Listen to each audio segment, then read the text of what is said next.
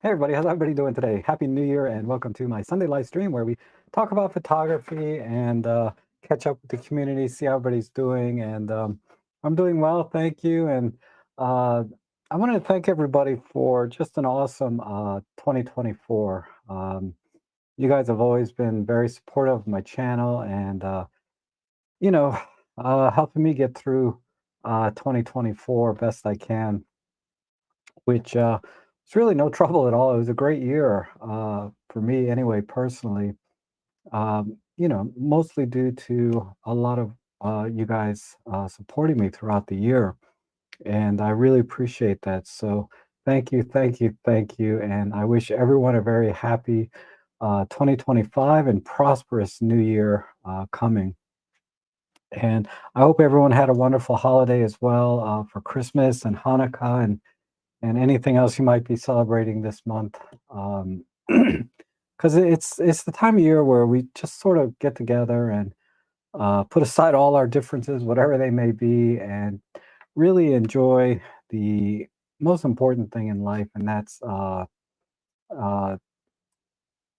really our togetherness and happiness together, and just being alive, right? So sorry, I've never been very articulate or poetic type person, but I just hope you can see the joy and love that I have in my heart for what we do here together on YouTube and in the world around. So that said, it's good to see everyone here. I see John is here and Robin and Steve and Plato. Good to see you from Belgium. And Seraphin, Happy New Year. And Jeff, Happy New Year. Roberto, Merry Christmas and Happy New Year. And Sam John, good to see you. So I'm so happy to see everyone here. And with a lot of these streams, I really try to let the viewers, you, to drive the conversation because there's so many topics to talk about in photography and things going in the photography world. And I've always kind of grown up with the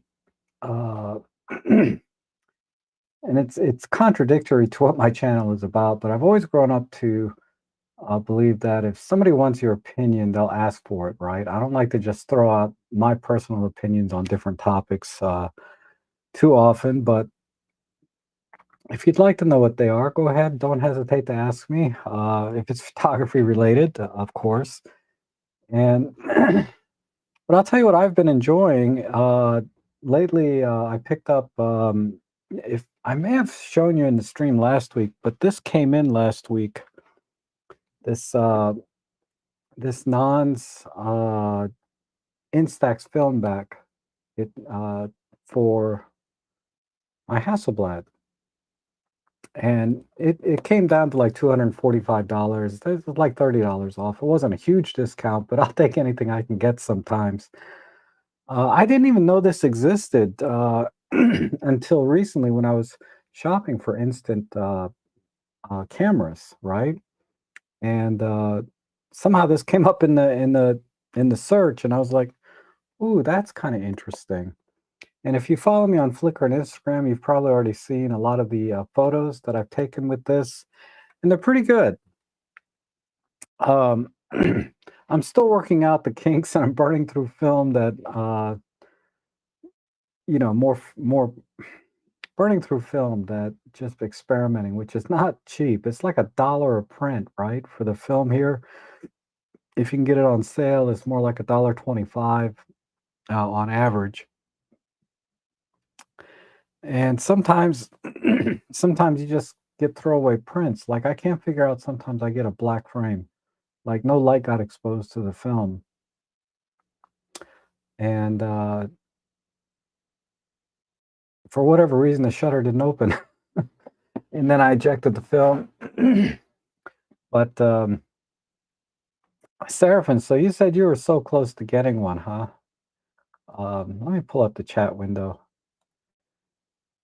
Yeah, I I don't know what other cameras they offer. I guess they do offer some, kind of ready to go with the camera and everything all in one. And that's probably the best way to go is just to buy an already made camera that can use the film directly. Because some of the challenges I'm having with this setup here is I can't get focus quite right. Uh, and that's I burned through about a pack of film trying to figure out how to get the focus right. And it seems to front focus a couple of feet when I'm shooting at distances of, say, 2 to 3 meters. And then when I'm focusing like less than 2 meters, like a meter away, like I did a shot yesterday, the focus seems pretty accurate. But I can't tell 100% because, instant film is not that sharp to begin with, right? Uh, so it's very, very subtle. And once I kind of lock it down, I'll maybe do a video on this device here of how to use it with at least the one that I have, because I know that when I shoot regular 120 film in this camera, focus is spot on. I don't have any problems. So maybe I'm just not used to sort of the softness that Instax film does, because this is my first Instax film experience, right? I've never used. I used the Instax Evo one time, uh, one print, and that's my only basis of comparison. And even that image was a little bit soft. So maybe it's just the way it is with Instax film. I'd have to see more and more prints from. So I'm thinking about getting maybe one of those little Instax square printers. They're like $100 that I can take a picture with, say, any camera, transfer it over. You have to go through the app, so it goes into your phone, then from your phone to the printer, and see how those look. Uh, but so far, I think the images that I've been getting are fantastic. I just love that vintage film sort of Instax Polaroid look to it. Uh, so I don't know if I can pull up a couple. Let me see if I have a couple. If you guys haven't seen me on Flickr, let's see.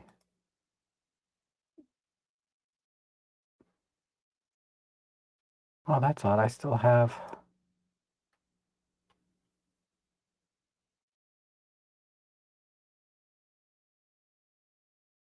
So let's see. Here's one here, and this was like an F-22, I think, because the Instax.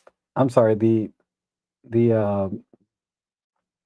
Hasselblad has a 1/500th. That's the fastest shutter speed, and the film is rated at ISO 800. So when you're in bright daylight, I don't have any kind of ND filter that fits this lens because it doesn't have a standard screw thread ring on the front of the lens. But so I had to shoot it like f/22 1/500th of a second, ISO 800. But if we punch in a little bit, it's not bad. It's not bad. This is actually pretty sharp. But at f/22, what would you expect, right? This is another one I did. This one was probably f/16, and I got it a little bit overexposed. So there is some focus here in the front. It's not bad, the sharpness down in here. And then as we get further out, it gets softer and softer. Because I was trying to focus on the geese right here. And I think that was accomplished. Here's another one I did. And, you know, the white balance it supposedly is daylight white balance, and it's not bad. But this is a little bit warmer than what I was seeing with the naked eye. Okay, here's another one, a little bit warmer than I expected. But maybe that's just the way the color science is on this camera or on the film. Oh, here's the group I went out with that day. That's me here in the middle and some of my friends in the photo club. I'm thinking about starting like well, these are members of the David's photo club, but uh, we kind of formed a little subgroup, I guess, and we get together sometimes separately, which it's a little bit more impromptu, and I'd like to share where we're going with the overall group, the meetup group, but it's sometimes kind of random, and I don't know if I'm going or not, etc. I'll figure that out later. But anyhow, here's another shot. Like I said, I was doing shots over and over again. Oh, that's my 300 f4. Let's see. Man, that 300 f4. This is ISO 4000. I mean, God, that lens is so sharp. It's just amazing. Um, let's see. I have some other ones here. Oh, let me get out to no. One of these was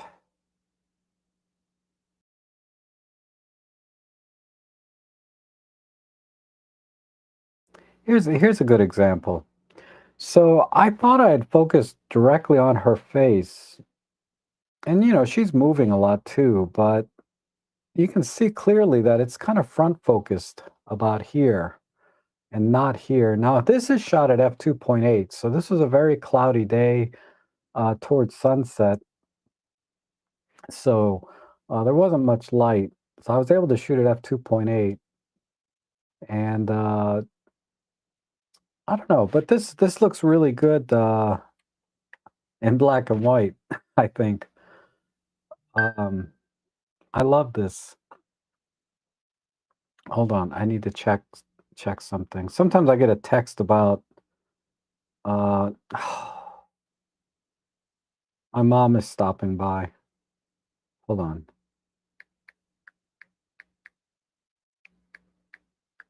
I gotta tell her I'm busy now.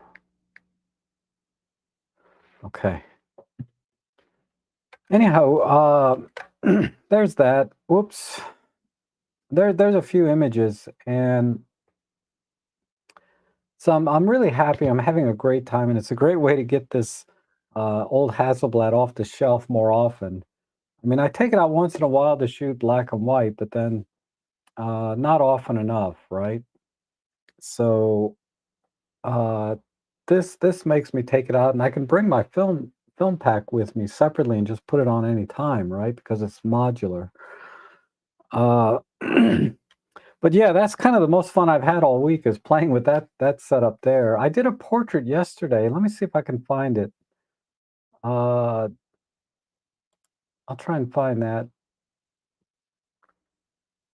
Put my mom on the show. No, she's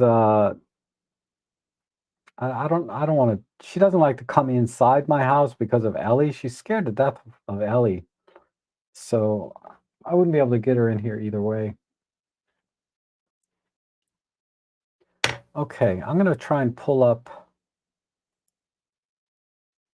This one didn't come out too bad either. Uh, I converted it to black and white. But this is oh this was my focusing test. So I was kind of comparing. This is the Instax Evo, right? So I'm guessing this is probably as sharp as you can get the image because this is directly from an Instax camera, the Instax Evo, which is a digital hybrid. And that's a smaller film. But I was testing like focusing between these two. So I focused like here and I focused here, and then I compared the two to see where it was focusing. And what I did was is I used a high pass filter to compare the detail between the two. I don't know if you guys can see this in the stream, but this was a little bit sharper than this one. Uh, but yeah, I'm working on it, and eventually I'll get there.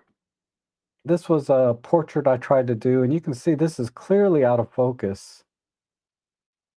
And this is where I tried to focus on the back. And then this one here, this one is in focus, and it's actually pretty sharp considering. Uh, so it's definitely sharper than the Instax Evo is doing, which I would expect because I'm using a Hasselblad. But you know, compared to this one, you can see this one's very blurry. So I'll get there. I'll get there. But either way, I think it really makes very, very interesting prints. Let's see if there's another one here.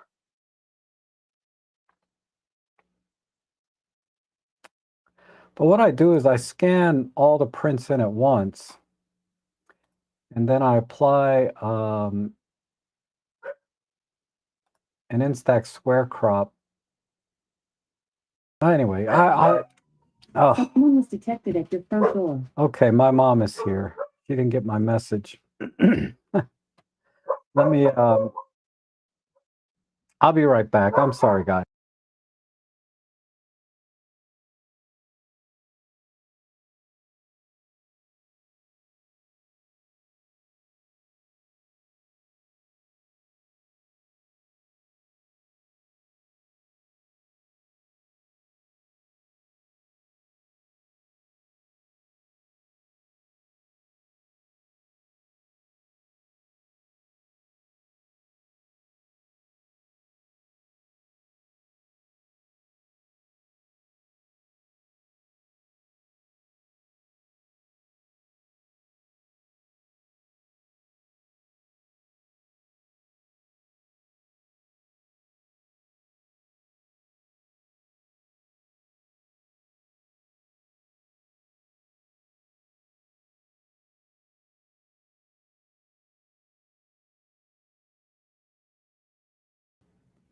Sorry about that.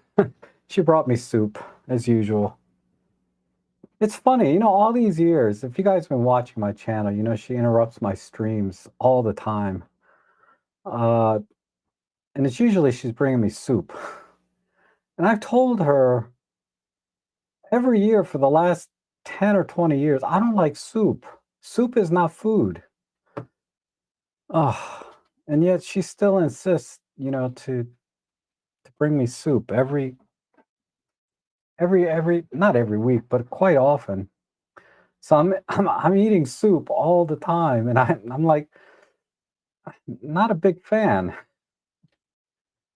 I guess I'll miss these days, you know, when eventually, you know, I hate to get all morbid, but I had a really bad dream about her last night. Um, yeah, that was pretty depressing. Anyhow, Zachary, we want mom. Hi, Rod. How are you? Sister Mature, Wayne Cox, Roberto's come in. Uh, and then Sister Mature says, glad I changed my mind about selling a 300 f4 lens, even though I have the 150 to 400. I often take the 300 with me on overseas trips and leave the big white at home. Yeah, that's such a good lens. And right now is such a great time to get it. It's like selling for $26.99, which is probably as good a price you're going to get on a brand new one ever going forward.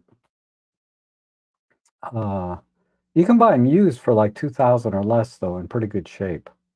So if you want to save $1,000, you can just get a used one. But you know, brand new with warranty is usually the best way to go with such a high-end ticket item like that. And the waterfowl photos from this week were really, oh, thanks. Thank you. Yeah, that was from that trip that you saw with those people in the other picture. Yeah, I'm still her baby. I know. And we want mom. I know. Yeah, my mom loves me. That's true. That's true. And hi, Rob. Happy 2025. Got an unexpected addition to my bloated camera collection. The Ricoh GXR with the S10 kit. Basically, oh, nice. I forget the GXR is what? Let me take a look at that. Ricoh GXR.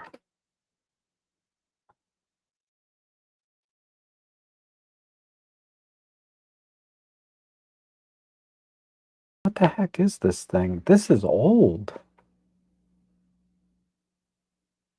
This is that modular camera, isn't it? Oh, that's pretty sweet. Man, you got a gem there. This is the one where you could like take things apart, right? And like replace the sensor because I see the modular back over here. Yeah, I vaguely remember this thing. So you got the S10 adapter, whatever that is. I'm not that familiar with this. This is the GXR S10 kit. So I imagine that's the lens. That has a zoom lens with a 2.5 to 4.4. And it's got image stabilization. Wow, that's pretty sweet. Wow, that's not too expensive. I'm surprised it's not more because this is a really interesting camera. Wow. Well, I gotta keep an eye on this one. Giving me gas for a GXR. That is so cool. Congratulations. Yeah, there's several sensor and lens combinations. I know. Uh, anyhow, there's that. There's some other things. There's another thing I'm working on. I know a lot of you travel. I'm not a big traveler, so I've never really addressed this particular issue in my workflow. But uh, when you travel or you go on a job site, for whatever reason, you want to back up your SD cards on site or, while you're out on traveling, right? And back them up to, say, an SSD or a hard drive. And the solutions that are available, like the all-in-one solutions, are pretty expensive. Uh, they range from like $400 to $1,000, whatever. They're pretty expensive solutions, and they're hard to get or hard to find. Meaning there's only a couple of devices available. There's one other device I found that was kind of interesting. It's only about $80, I think, that is a semi all-in-one solution. It's just a hub. Basically, it's a hub with a battery power in it, and you can plug in your SD card and plug in a separate hard drive or SSD, push a button, and it'll just copy everything from the SSD card over to the hard drive. And it's self-powered unit. It's about $80. And it seems to get pretty good reviews. And that seems like probably the most portable solution. And let me pull it up real quick so you guys know what I'm talking about.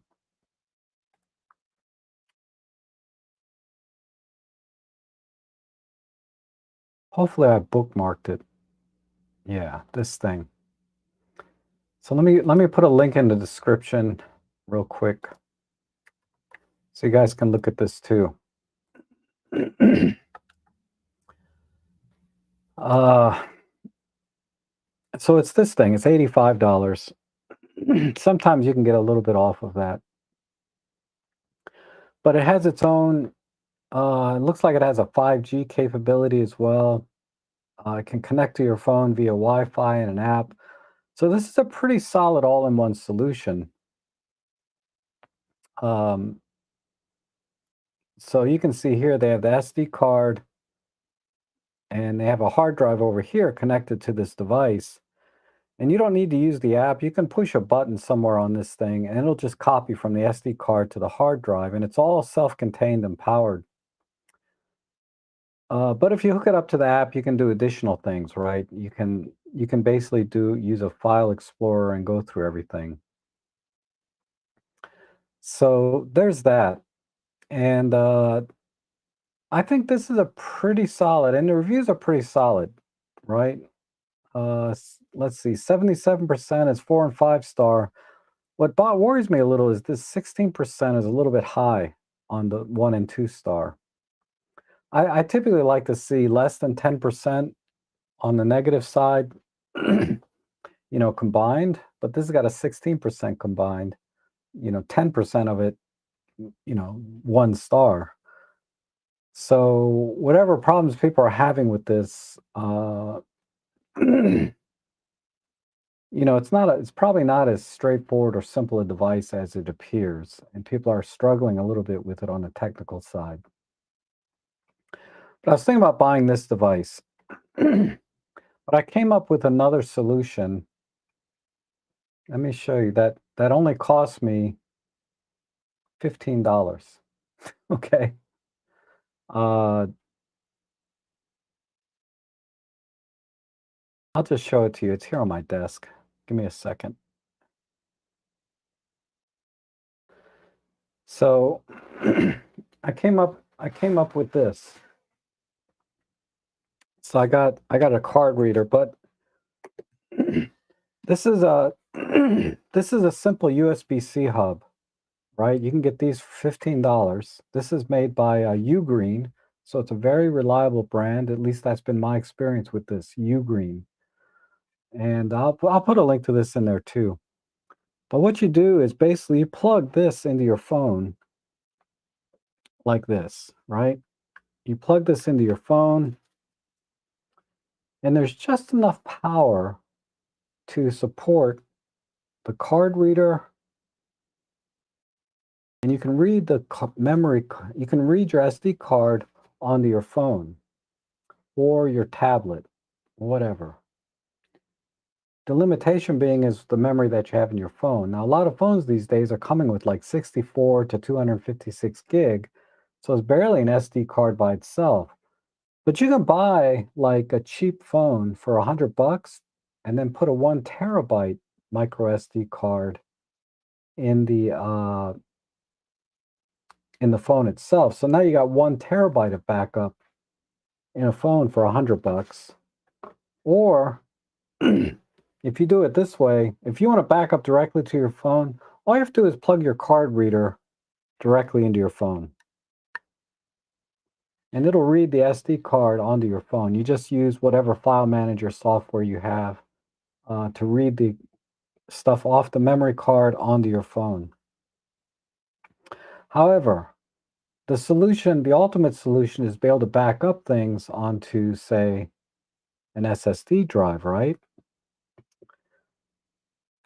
Now, they sell 2 terabyte micro SD cards that you can put in phones now, but I don't know if every phone supports it, or if you have a tablet that can take an SD card, like the Samsung Tab S9.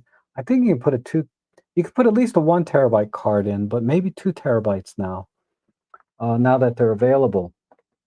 Because when the Tab came out, the 2 terabyte cards weren't available, and a 2 terabyte card is like $100, right? So now you got 2 terabytes that you can back up directly by plugging in basically any USB-C card reader into your tablet. But the most common scenario is people like to back up their pictures to an SSD or an external hard drive, and that's where this USB-C hub comes in. So I plug this directly into my phone, right? And then I plug my card reader into the hub. And then I plug in my 2 or 4 terabyte, whatever SSD drive that you have, into the hub as well. And then using the file manager on the phone, I can just simply copy from the SSD card to the SSD drive. The problem I ran into with this scenario, and the reason I had to buy a new, because I have one of these already, but I had to buy another one that was specifically powered by that specifically powers, because when you start attaching too many devices to the hub, your little phone here cannot power all these devices separately. There's just not enough juice coming from the phone back to the SSD drive and the card reader. So I started getting read errors, right? It wouldn't connect or wouldn't copy. So what this hub has, now we're getting a little crazy, is over here you have a uh, power power pass through, and then you can take any charging bank, PD compatible charging bank. You can get those for like $10, and you plug it in on this side. So now I have my power bank powering the hub, which can power all the devices, and at the same time actually charge my phone by doing it this way. So I spent $15, and then I just kind of, grab stuff that I already have. I already have an external SSD, I already have a card reader, and I already have power banks. So to complete the setup, all I needed was this $15 device, and my phone to copy everything. So there's a lot of tiers here, or levels of backup that you can do for virtually for like $10 or $20. You don't have to spend a lot of money. Uh, so while this looks a little bit unwieldy, uh, and it's not like one button push, right? So you're going to end up carrying things like this. You're going to carry the hub, the SSD, the card reader, and a battery pack. And you can get a small one. You don't need a lot of power. I have a very small, thin one, 10,000 milliamp one that uh, would charge this and my phone like 5 times over. So there's that solution there. So I don't know. What do you guys think of that? Am I just kind of wasting my time uh, trying to share this idea, or is this something kind of interesting, do you think? Let me know, because I don't want to waste people's time with a 10-minute video and people are like, that's stupid. But I think this is kind of an interesting idea. Now, uh, yeah, Natura is saying that Western Digital produced drives that had SD copying and it's slow.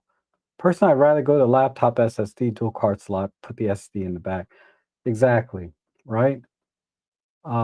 If you have a dual card slot camera, you really just need to swap the one card. And you always have, you could swap out both cards. You always have two cards. You would take out the one card when it gets full and then replace it with a new fresh card and keep going, right? If you have a dual card slot camera. And then all you have to do is buy SD cards, and those are like 20, $25 for like 256 gig. And that ultimately is probably the best way to do it if you want to back up in the field. But there are people that do video, and they would have to buy a lot of cards. But they probably have those CF Express cards where you can get 1 terabyte on a CF Express card. So that's why I'm thinking, like, maybe this is just stupid and I'm overthinking it, right? Maybe maybe I'm just wasting my time trying to figure out how to make this work smoothly. I just ordered another USB-C hub that I think is powered, because a lot of USB-C hubs, they don't power the devices on this side. It has to be a powered USB-C hub. So I ordered another one that doesn't say it's powered, but it does have a power pass-through. So I'm going to see if that works. If that works, now we have an $8 solution, because that one was only $8. This one was 15. Uh, so we'll see. And that one had the SD card reader built in, so you wouldn't have to attach a separate SD card reader. You could just plug it right into the hub and then attach your SSD, attach this to your phone, and then attach a power supply. So it's getting a kind of kind of piecemeal again, but it's one less thing you have to carry, right? You wouldn't have to carry separate SD card reader because it's already built into the hub. So I'm going to try that tomorrow when it comes in. And if that works, that may be a decent solution for people. But I was looking at like a Galaxy Tab S6, which says it takes a 1 terabyte card, but it'll probably take a 2 terabyte card, even though they claim only 1 terabyte. But I think they said 1 terabyte because when this Tab came out, it was only 1 terabyte cards available.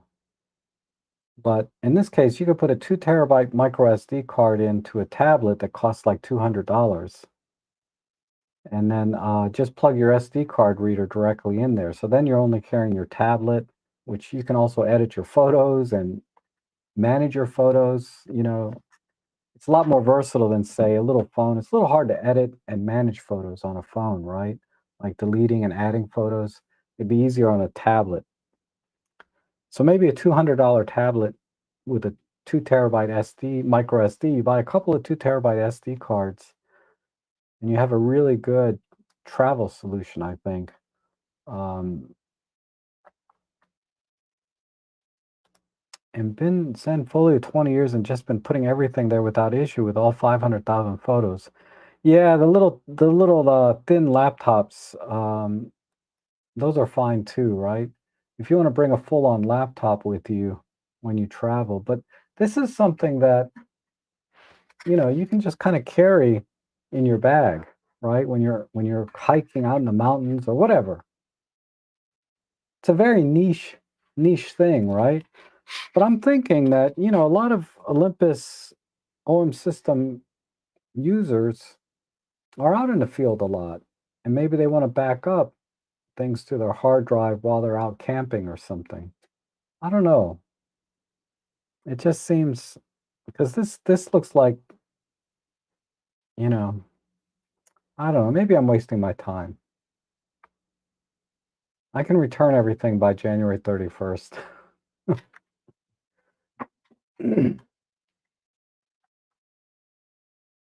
Yeah, Andrew says, seems like a lot of stuff to carry around with SD cards being so cheap. I've never filled one and I do a lot of video. Yeah, that's the thing, right? It's how much of a demand is there for external storage when SSD cards are pretty cheap, and all you have to do is just secure your SD cards into a little pouch or SD card carrying case. But I don't know. I don't have a workflow personally where I can think of an argument against doing it that way, right? Like just using SD cards. What's the argument for not using SD cards and just swapping them out as you go? I can't think of one, but maybe there is a workflow issue where that's not viable. Someone always thinks of something and I'm like, oh yeah, I didn't think of that, right? And Sim in the church says, I just use a multi-connector to plug in SSD, iPad, SD card via slot and power supply easy.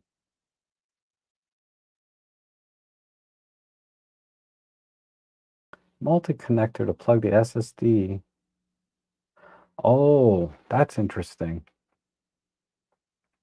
But that's assuming you have access to well, if the power supply can be like a battery, like a battery pack or a power bank, that would make sense, right?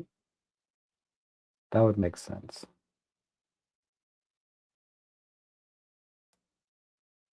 And Paul says, I also use the PD hub setup like you for duplicating. Okay. So yeah, I'm not the only one to think of this, obviously. I'm sure it's been done many times over. But it makes me wonder why, you know, people are trying to sell these because I saw something on what are those Kickstarter things where they were trying to sell it for like $800, where it was like a push button backup, right? Similar to the other device I was showing that was only $85. But it had the SSD drive built in. So it had the battery, the SSD drive built into it. So all you had to do is put your SSD card in, push a button, and it would back it up. And then it had all kinds of other file management features and culling, and it wasn't just a backup solution. It did a lot of other things, but it was $800. So I'm thinking,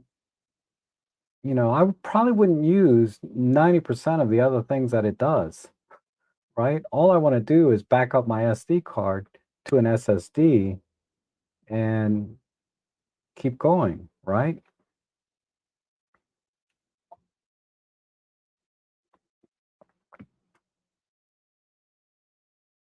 And John says, I open my phone on my PC, then transfer photos to SSD. Yeah.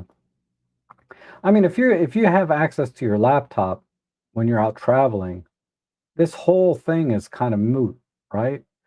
But I'm trying to think of a solution where you don't want to bring your laptop or iPad, but you just have your phone and a USB-C hub.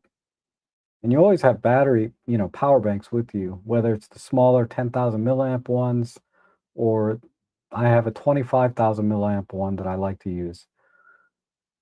Typically, if I'm going out for a longer hike or trip, like a day trip, I'll bring my power banks with me.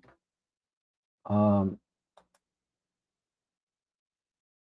and good to see you, Jared. If OM app was fast, you could back up to phone via the app. Yeah, it's not that fast. It'd be faster to just plug in your your SD card reader directly into your phone and copy it that way. So the speed that I was getting when I was transferring between these two devices from the SD reader, and this is a UHS-2. I had a UHS-2 card in here, and this is an SSD, right? So this is about as fast as you can get. I was only getting on average about 100 megabits per second. So I was able to copy 6 gig in 10 or 15 seconds. So that's not bad. So if I had a full 256 gig card, it would only take a few minutes to back up an entire 256 gig card to the SSD. I haven't filled up the SSD card yet because I just got this in last night, my hub. But I'm going to fill up my 256 gig card with photos and video and then transfer via the method I was just talking about and see how long it takes. And if that can be done in just a few minutes, that could be an interesting solution for some people, I think. I don't know. Like I said, maybe I'm just wasting my time. And Sydney says, I can use a battery power bank to plug into the multi-connector, but usually do a day's shoot, then transfer when I get back to the hotel using mains power's Anchor USB-C to provide the power. Yeah. So the multi-connector is what we're talking about, right? It's like a hub like this. Is that what you're talking about? So you have something like this that's, yeah, you basically are talking about this thing, right? Or something similar to this.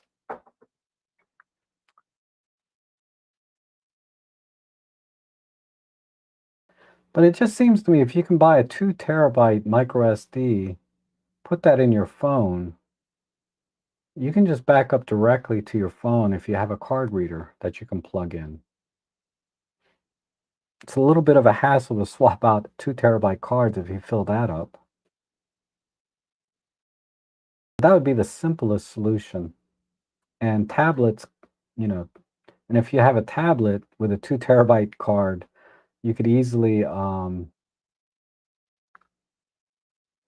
manage and edit your photos as well. But now we're talking about bringing a tablet, which I'm trying to avoid. I'm trying to avoid,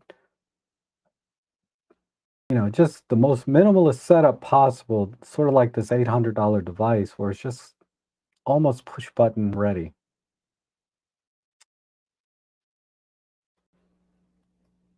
And Paul says, I received the actual Ugreen hub for Christmas, so I will give you your setup a go. We'll try with conventional. Okay.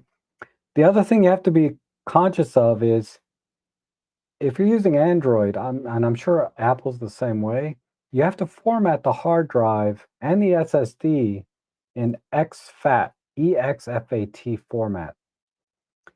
My SSD drive was originally formatted as NTFS. So when it's in NTFS mode, you can read from the drive, but you can't write to it. So I had to reformat the SSD to NTF to exFAT, and then it worked. Then I was able to copy back and forth. So just be aware of that. One little caveat is it has to be in exFAT format. And exFAT supports, multiple terabyte file, no problem. NTFS uh, actually came out after or before exFAT. But anyway, NTFS has additional features that you would never use in just a simple copy process. The NTFS is more for file management on a more of a network scale, right? Like corporate scale. But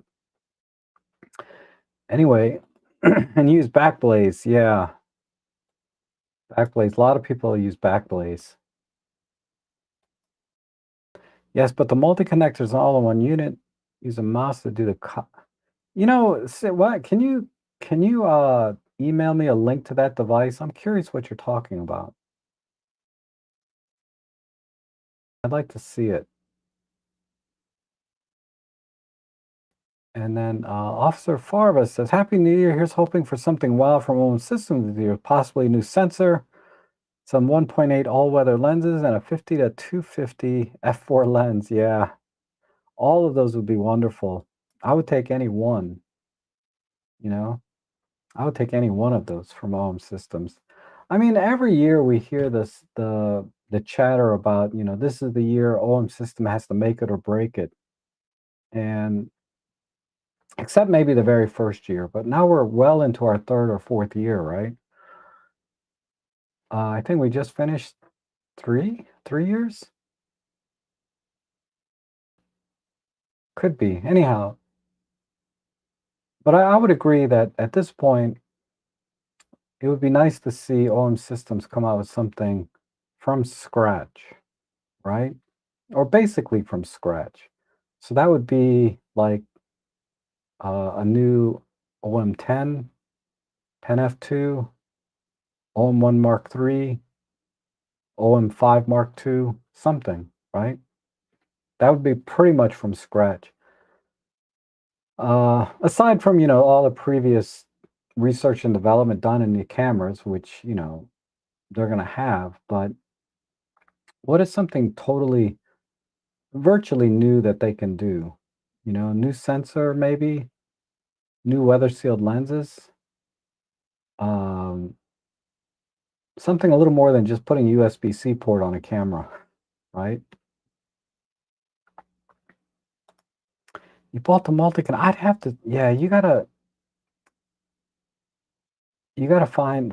show me exactly the one you have. Then I'll get a better feel for what your workflow is like. Because what you're describing sounds a little more efficient than what I'm doing. Because what I'm doing is piecing pieces together that I had laying around to make something work. And it works great, but it's not, you know, I got all these little 6-inch cables attaching like a spider web.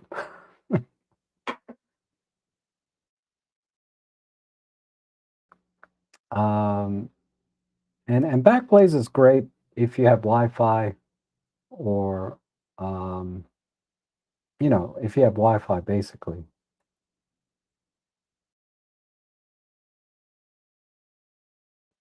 and a subscription, so to speak.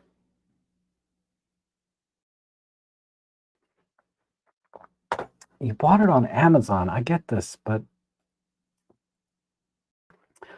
USB-C multi connector. I'm just going to type it in as you described it.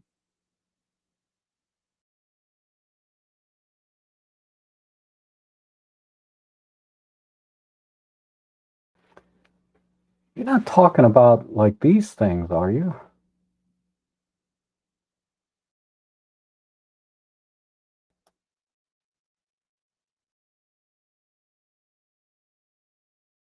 This is a multi-charging cable, so the data rate's going to be very slow. But I'm sure there are better solutions.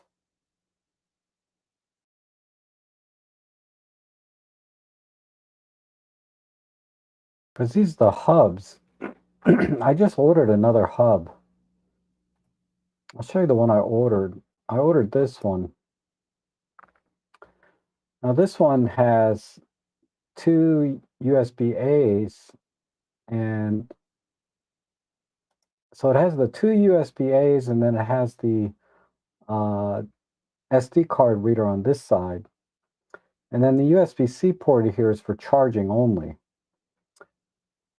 So it doesn't have a USB-C port, so I'd have to use an adapter or just use a USB-A connector instead of USB-C. But at the data transfer speeds that I was getting, it's not going to matter. It also has an audio port, which is kind of cool because my phone doesn't have an audio jack, right? So I could plug in regular headphones if I wanted to. That might appeal to some people. It doesn't appeal to me, but it might appeal to some people. All right. So if anyone has any questions, oh, so you got the hubs. Okay, so it's basically the same thing I'm doing.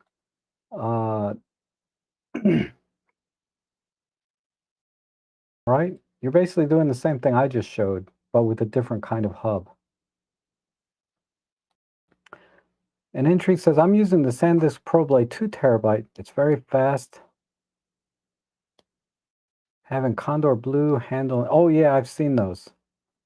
So, yeah, you could plug that into the hub, right? And then read the SD card. So I suspect the one that what did I pay for that? I didn't pay $12, did I? Where's my orders? I thought I paid $8. No, I did pay $12. Damn it. I thought I paid $8 for it. Anyway, $12.50.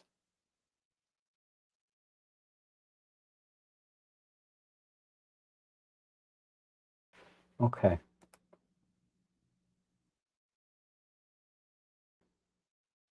Yeah, so okay. So if I get the one with the SD card reader and the power supply input, this system will be just one less cable ready. So I wouldn't need this, basically. All I would need is the hub, an external SSD, which I could get a shorter cable, but and a power bank, right? And that would do it.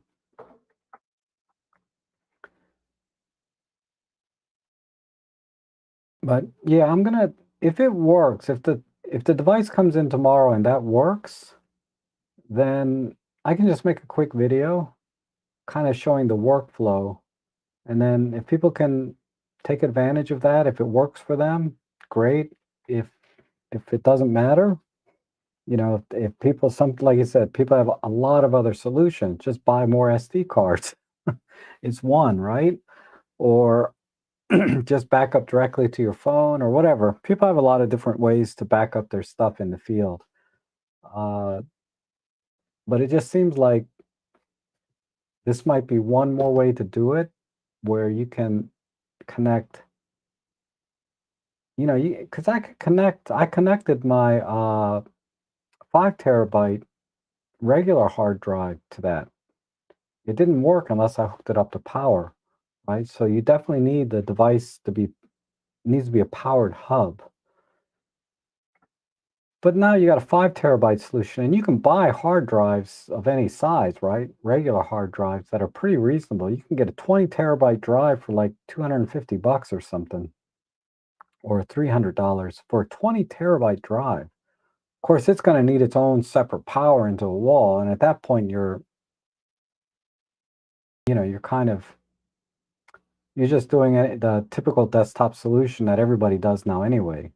But I'm thinking more in the field where maybe you bring like a 5 or 6 terabyte hard drive or a 4 terabyte SSD. They got 8 terabyte SSDs now, and you can just back up all day long uh, for as long as you want until you fill up that 4 or 8 terabytes.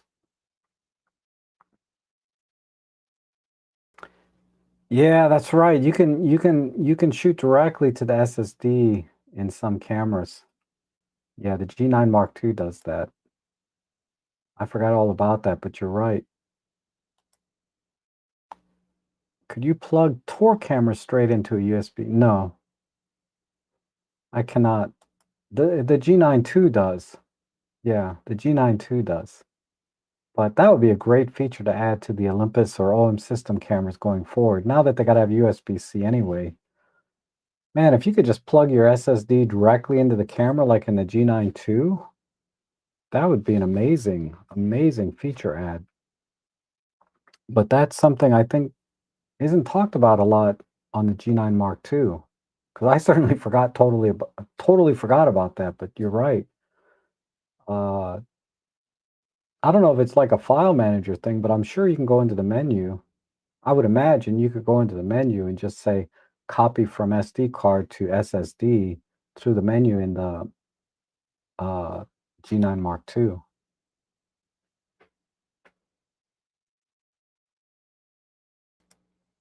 And then Jen says, I've been thinking about what should happen to my photos on the SSD in case I pass away. What is your opinion about photos stored digitally and the survivors?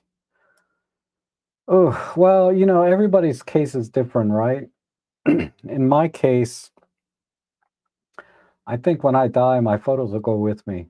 They're just going to chuck or reformat. They're not going to keep my photos. So it's almost irrelevant in my case, right? Uh, I don't know. It's kind of sad. And I say that because I like to print photos too, so I go to Goodwill sometimes and buy, photo albums, because you know, I can get them there for like $2, right? A photo album. And I picked up a couple of photo albums, they were full of pictures.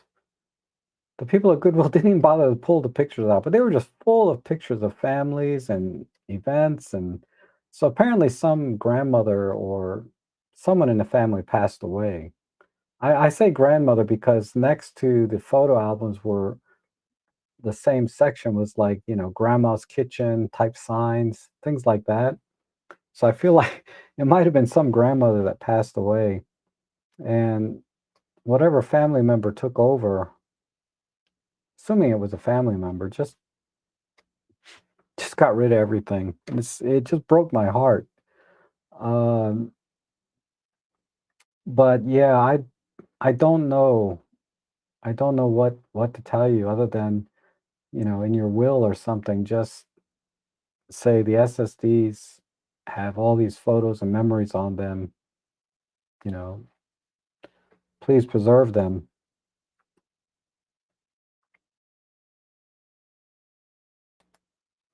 And Signature says the G9 Mark II is an excellent camera if you do photos and videos, nothing to compete. Yeah, absolutely not. It's such a good camera. I don't do a ton of video, ironically. I'm not like hardcore video. I just use program mode when I do video most of the time. Uh, when I'm out in the field. Uh, I don't like grading and all of that stuff. It's just unnecessary for what I do. I'm not making a movie or cinema film. And but yeah, the G9 Mark II at its price point as well is cheaper than the Mark OM1, right? It's pretty competitive, and I would argue a better camera in a lot of ways,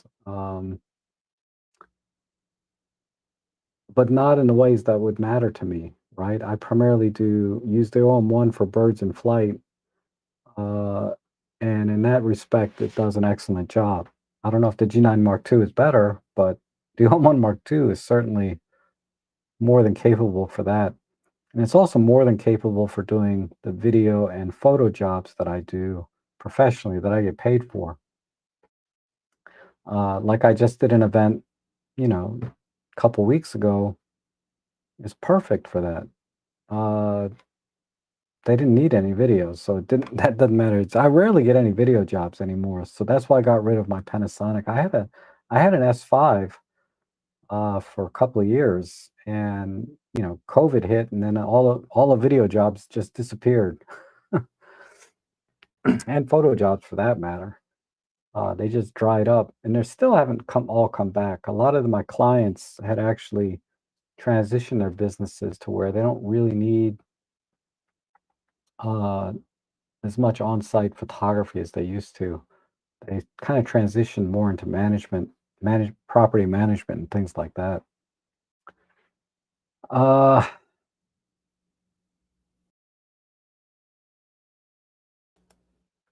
Nintric says, yes, I'm plugged directly into an SSD Pro Blade. You can designate the SSD as the primary drive. S5 does this also. Oh, really? I never used the S5 like that. But that's interesting. And I've mentioned two external SSDs in my will and have named them with the code to secure access. I couldn't think of anything else. I mean, that makes the most sense to me, right, Jan? Is do it that way. But yeah, it's not my area of archiving photos for, forever, basically.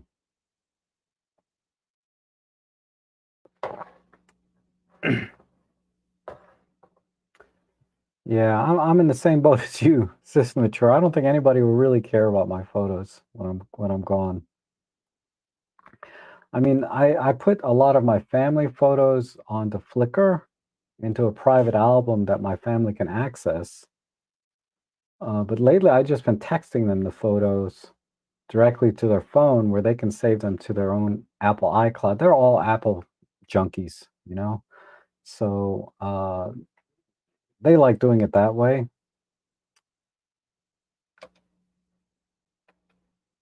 But yeah, I tried to collect photos from my dad when he passed away, all the negatives and anything I could find, and archive and digitize those. And I might give those to my sister who will outlive me, most likely will outlive me. Because she's, it's a girl and she's 7 years younger than me. So she'll probably outlive me, and she might have cherished them and give them to her kids. But my nephews, I know, probably don't really care about really old family photos. They might, but I don't know. Yeah, you're buying Super 8's film from eBay. That's funny. Yeah, I saw you do that, talk about that on one of your videos. Um,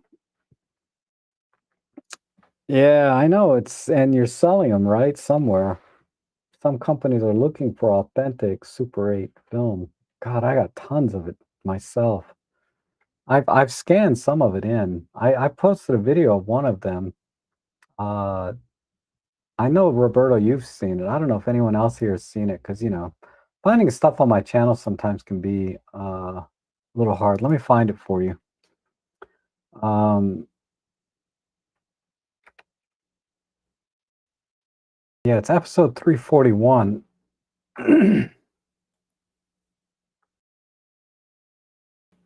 It's this one here. Of course, there's an ad.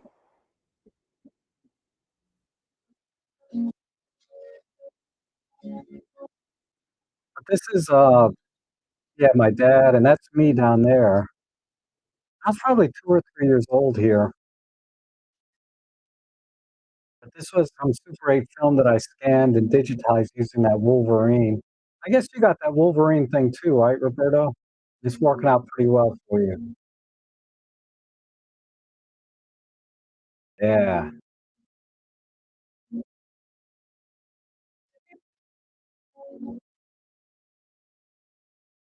Gosh, that's my dad younger than me there. Obviously, he's in his 30s here, I would think. Maybe not, maybe he's like 28 or 29 here. I forget how old he was when I was born.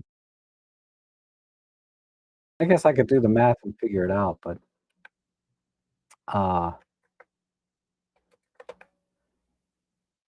yeah, I scanned that with the Wolverine.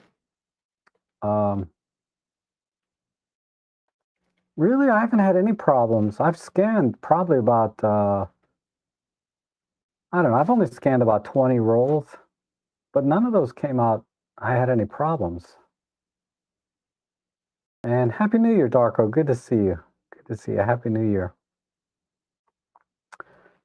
I haven't had any jittery videos. And Mark says, old movies of my folks and other family are no longer here are precious. Yeah. Yeah, I know.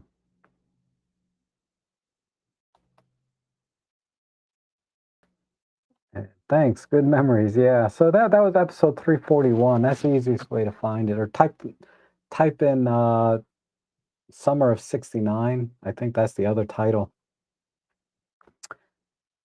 And then Barry says, thinking of getting the 75 to 300 for my M10 Mark III and was wondering how it would perform picture quality wise compared to my 40 to 150 f4. Yeah, it's way better. Yeah, it's way better than that lens. You know, for most pictures, it's very hard to tell, and you have to pixel peek to see the difference. But in practice, at the long end, at 150 millimeters, if you put both lenses side by side at 150 millimeters, generally you're going to get better images with the 75 to 300. And the fact that it can go all the way to 300 just knocks it out of the park. So, yeah, all I can say is don't even think about it. Just get it. You will not regret it. I've taken so many pictures uh, with my 75 to 300. I just took it out recently, like maybe 2 weeks ago.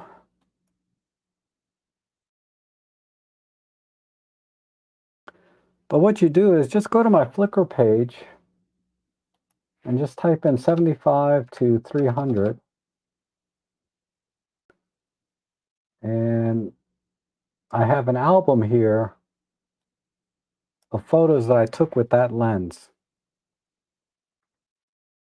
And let me reorder this by newest first. Okay.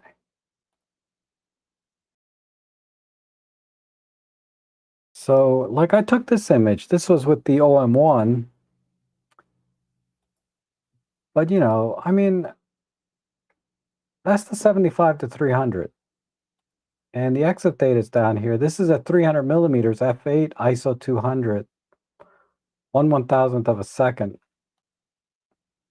Here's another one. This one's at very slow speed, 1/250th of a second, because the bird was just sitting there.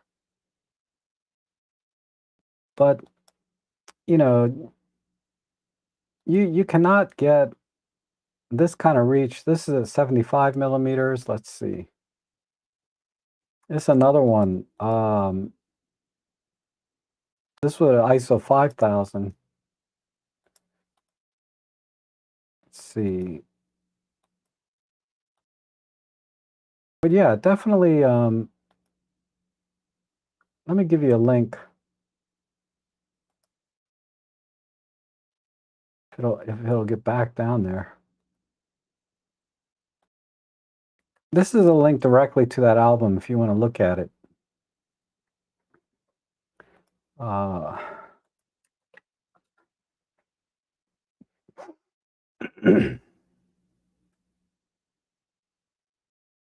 then I think I have an album for the 150, the 40 to 150 also, the kit version. Let me see. Yeah, I do. I don't have quite as many photos with this. But the problem with this lens, right? I mean, it's also very, very sharp. And this is at 150 millimeters. But I'm at like f11. Why? Why am I at f11? I don't know. This was taken with the Pen F.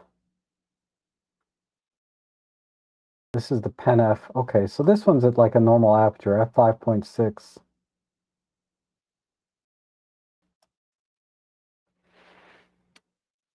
So definitely, I'll give you this link too. Uh, so that's the link to the 40 to 150 kit. And you can just kind of look at my images that I've taken with both lenses and get a feel for the difference. The key difference really is the reach. Man, getting 300 millimeters, and most of the images that I have on that album are at 300 millimeters, so you get a good feel. Now understand that the newer images I process with DxO, which does an amazing job, and the older images I probably use Lightroom without the noise reduction and all that. So really dig into the EXIF data. If you see an image that is particularly good or bad, that you feel like is a little off in either direction, you can look at the exit data and it'll say Lightroom or it'll say uh, DxO. It'll say one of those two softwares used to edit it. Okay. And I would be amiss. I think there's a link to, I have a link to, maybe I don't. It's going to sell out soon though.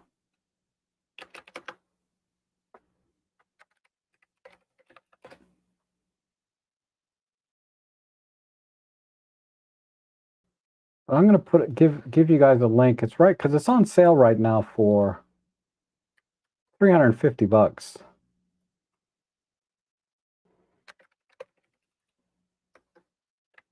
If you use my affiliate links, I'll get a little commission.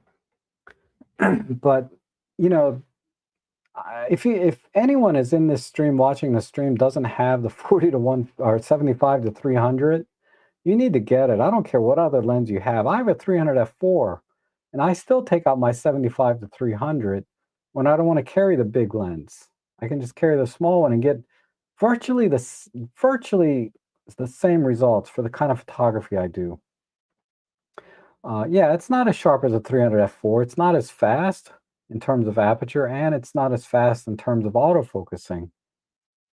But for all intents and purposes, I can get nearly as good an image out of that 75 to 300 as I can with the 300 f4. Oh, my light went out. But uh, the bird has to not be moving too fast. But you saw that image I took with the blue heron flying across the water. How great that image was. That's such an excellent image from that 75 to 300. Because, I got my skill set down, right? I can catch the bird in the frame and then pan. So I was able to use a little bit slower shutter speed than I should have. I should have used a little faster shutter speed on that. But I was able to pan and track that bird pretty well with the 75 to 300. Uh, yeah, and it's not bad for video. Yeah, it's such a good lens. So I encourage everyone to buy that lens. Like I said, I don't care what super zoom lens you have now. If you have the 150 to 400, you need to get the 75 to 300 because you don't want to take that out all the time. You want to take something small. And the other thing that's really interesting is I can attach extension tubes to the 75 to 300 and have a very small compact macro setup. Uh, so it's really great. It's a great all-around lens. Does everything for $350. Now Panasonic has a 100 to 300, which people also speak very highly of. But at the current pricing, it's $150 more. It's always like $100 more than the Olympus version. But I would get the Panasonic one if you have a Panasonic camera. But if you have an Olympus camera or Ohm system camera, get the Ohm system one. No question. And I have, as we've talked before, about the 70 to 200 with TC and TC 1.7 for the Z50. So much reach for so light. Yeah, absolutely. So with the 1.7, 200 times 1 point, I used to be able to do this in my head. That's 340 millimeters times another 1.5 crop factor on the APS-C. So you're getting basically a 500 millimeter reach And it's an f4 lens, so 4 times 1.5 times 1.7. So you're going to be at f10. So you need a lot of light. But so that's the compromise, right? With very small light setup. But uh,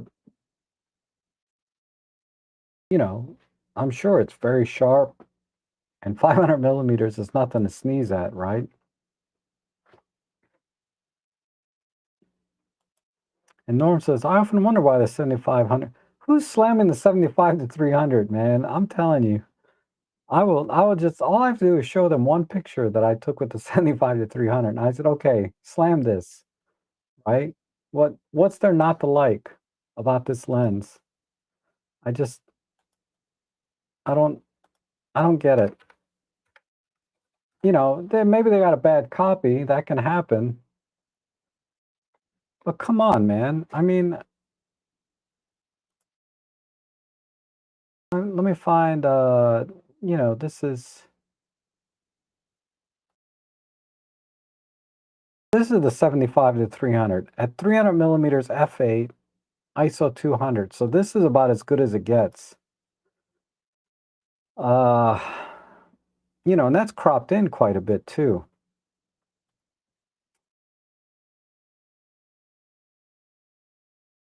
But there's the bird in flight with some good panning.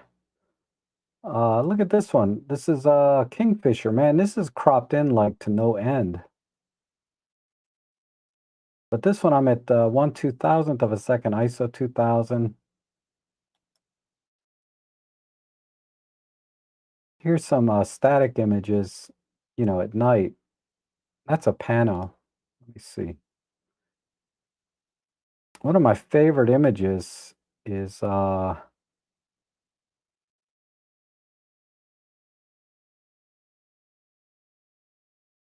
it's this yeah, this one.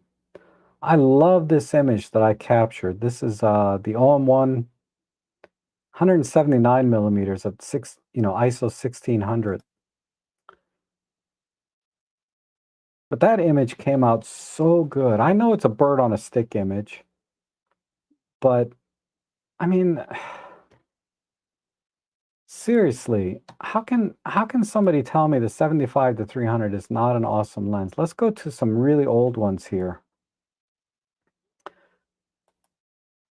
This is very early on. This is the EM1 Mark III. I took this in 2021. It's not that old, but it's before I got the OM1 Mark II. So you can see it's a little bit soft here on the head, but I was probably, see my shutter speed? Way too slow for something like this. So when you see a bad image, like, let's see, this one's not that great either. This one's misfocused a little bit. Because I had a decent shutter speed, low ISO.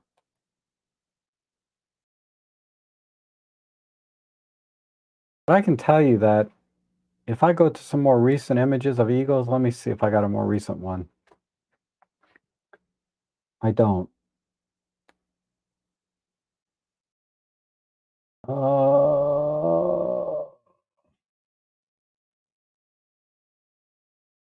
This is the most recent. Let me see. This one is, yeah, this is 2021 also. Not a great shot.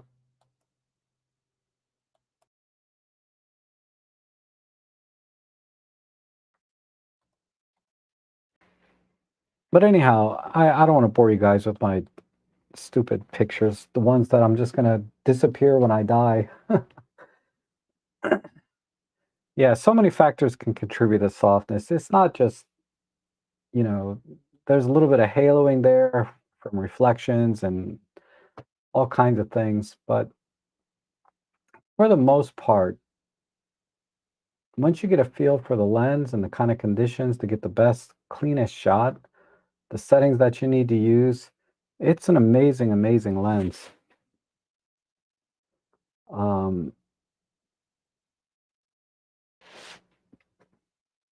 Oh, really? You find the 75 to 300 is sharper. Interesting on the long end.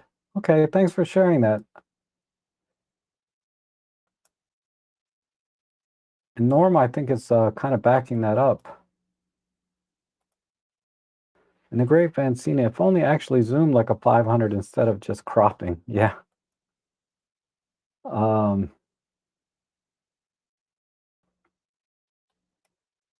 you almost got me to buy the 75 to 300 again. I know. Didn't you say you found one in the closet? Was that you? Like you didn't know you had it already? And Gary says, "Hi Rob, is there a reason camera manufacturers choose a particular diopter adjustment range? I find the X100 series doesn't have much adjustment, whereas my Olympus cameras do." Yeah, that's a very deliberate choice by the manufacturer, right?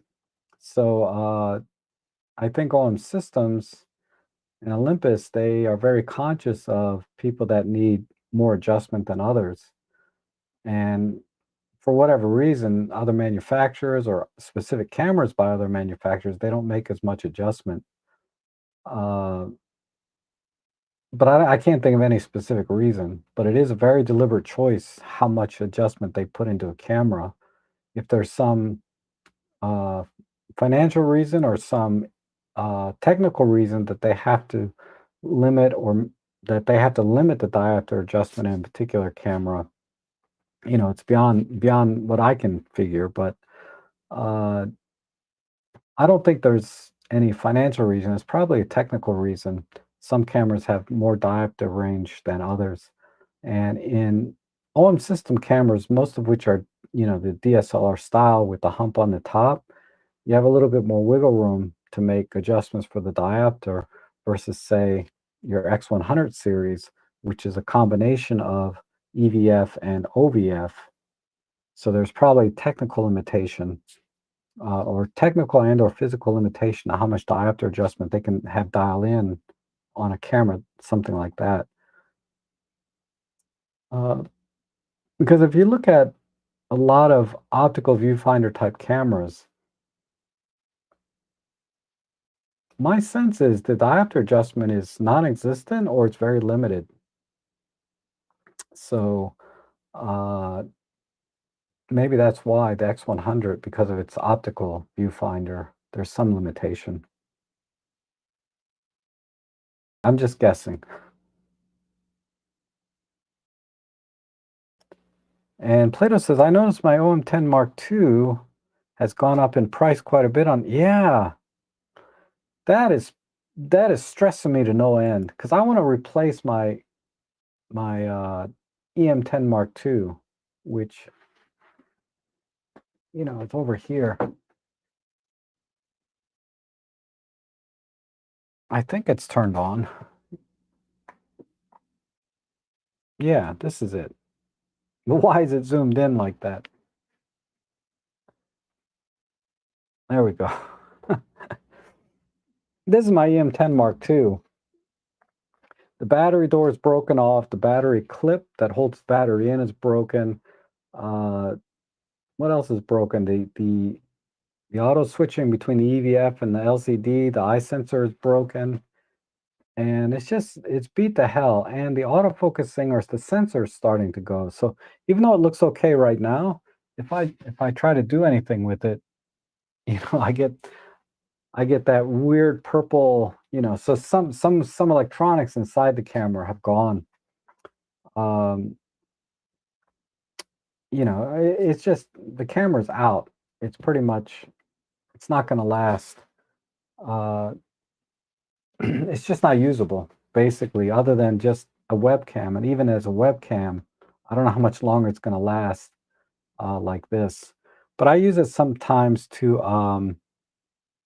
record my videos on my other table here to, for the tutorials and things. I have another one I'm working on, and that's really all I can use it for anymore.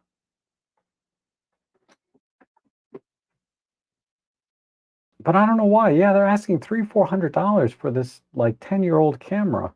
Well, I guess it's what, 9. But still, it's old. Ah.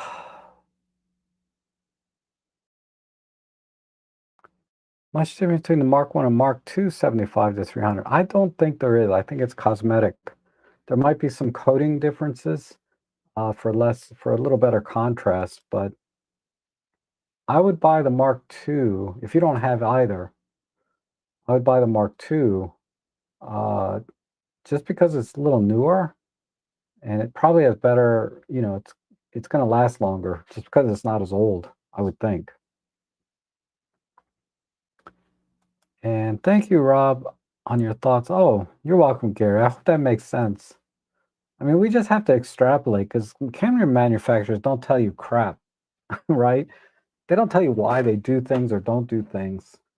Uh, so we have to try to extrapolate unless, we're inside.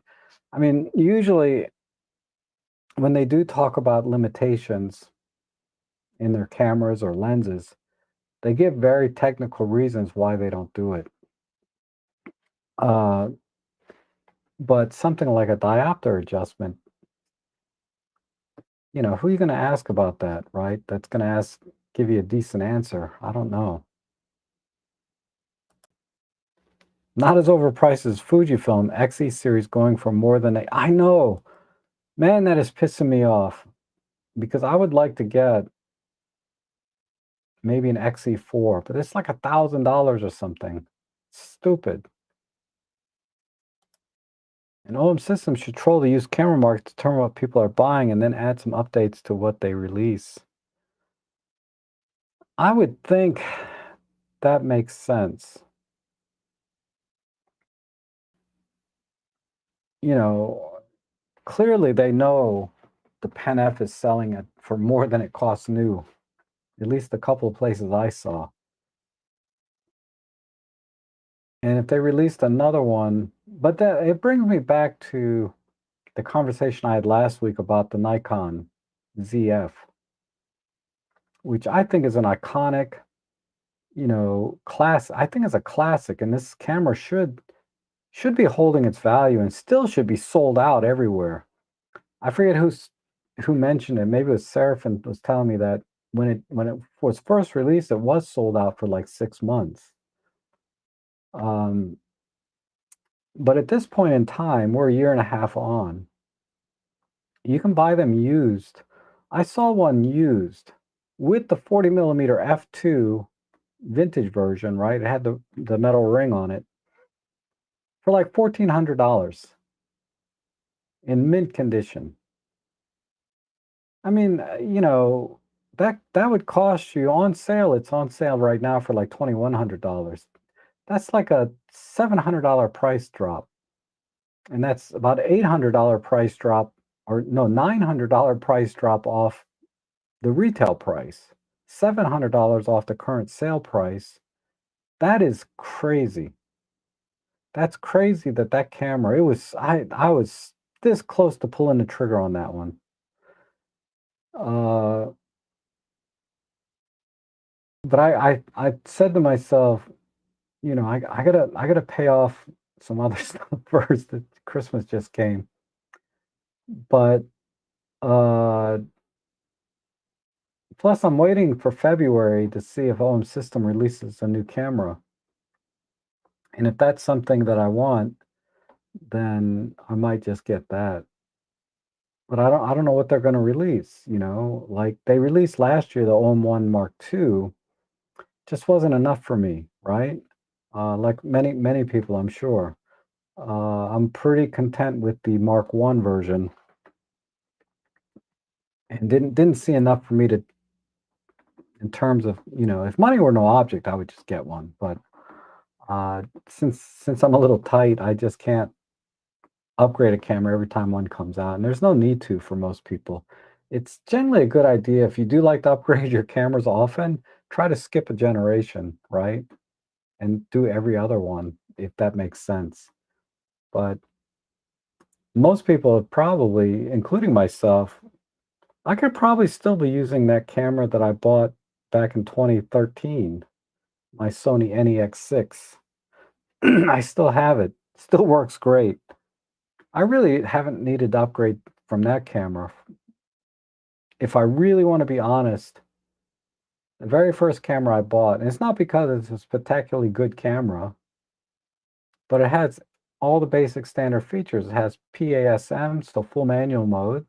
It has a good lens selection. It's compact and lightweight, and I can still get batteries and whatever else for it that I need, and whatever other accessories. So basically, the old Sony NEX6 that I bought in 2013, my very first digital interchangeable lens camera.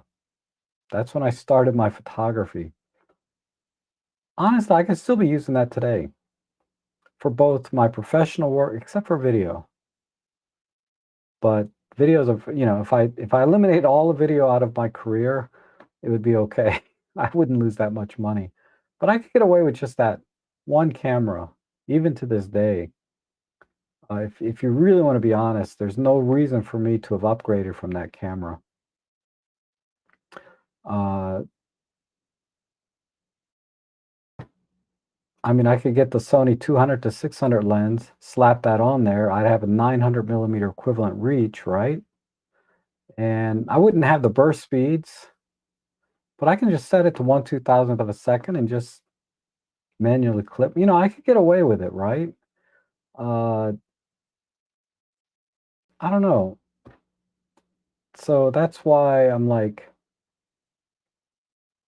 I skipped the All-in-One Mark II because I just have to think about, is it really worth it to upgrade every year, every camera model? Because that's what I did for many years. I got the M1 Mark II, the M1 Mark III, OM1 Mark I, and then I'm like, do I really need the OM1 Mark II? Not really.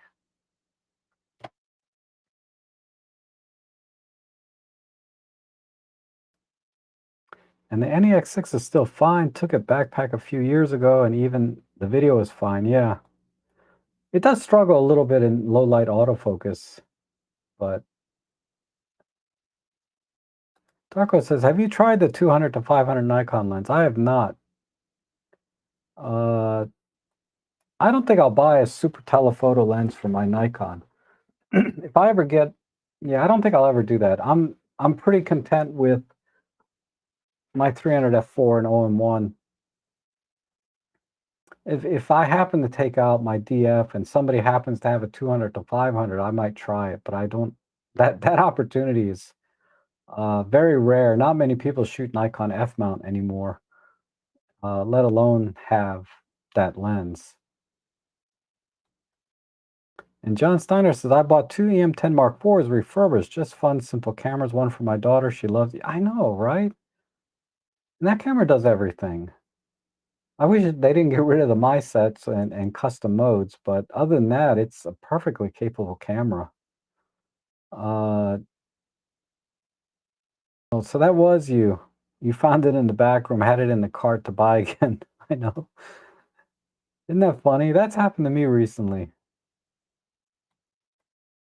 And Barry says, I can get the 75 300 new here in the UK for 289 from reputed. Yeah, definitely go for it, Barry.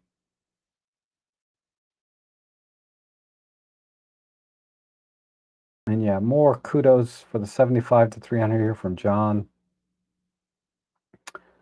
Um, you do need some light though. Yeah, you definitely need some light because you'll be at f6.7 most. And don't hesitate to shoot that lens, the 75 to 300 wide open. Uh, I tested the difference between like f6.7 and f8, and it was virtually just indistinguishable.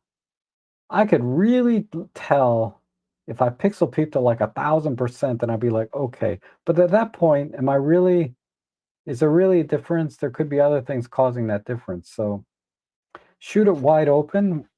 Don't hesitate to shoot it wide open. The only reason I stop down to f8 sometimes is because it's just too bright sometimes, right? And I need to make sure I don't clip the highlights on white feathers of a bird, things like that. So sometimes I do step it up to f8 when I have the light, and I don't want to clip highlights on the bird's white feathers. Like, great egrets are completely white birds. I can easily stop down to f8 and shoot negative, all that stuff. And Wayne says, I'm considering the M10 Mark IV when Ohm System has their next refurb sale. I know, I look at it every time it goes on refurb sale. But you know what stops me from buying it is, far as I know, you cannot power the camera while it's turned on. So, like, it would be nice if you could power the camera via the USB port, but it only charges the battery. That's all it does and transfer data. It doesn't do anything else. Otherwise, it would be I probably have one now that to replace my EM10 Mark II because the EM10 Mark II has the same issue, right? So I have to use a dummy battery when I use it as a webcam. So that's kind of my workaround, right? But it'd be nice to have one less freaking cable going into the camera. Ugh, just, because right now I got the battery cable and the HDMI cable going into it. It'd be nice just to have the USB-C cable, so it's just a webcam.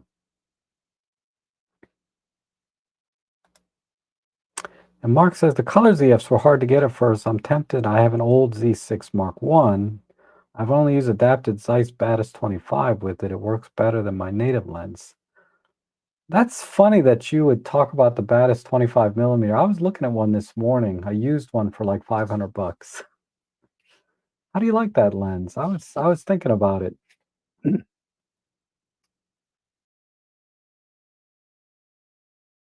And it says, for me, the ZF is no longer on the table, but the Z6 III would replace my Z5 if I find one used in the future.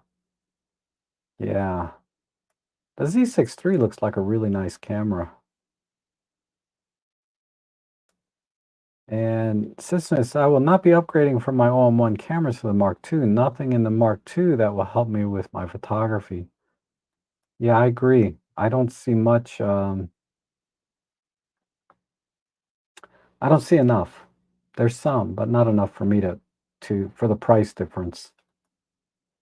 And what type of insurance do you need to carry for business in the US with regards to photo jobs? Just general liability, for and global, right?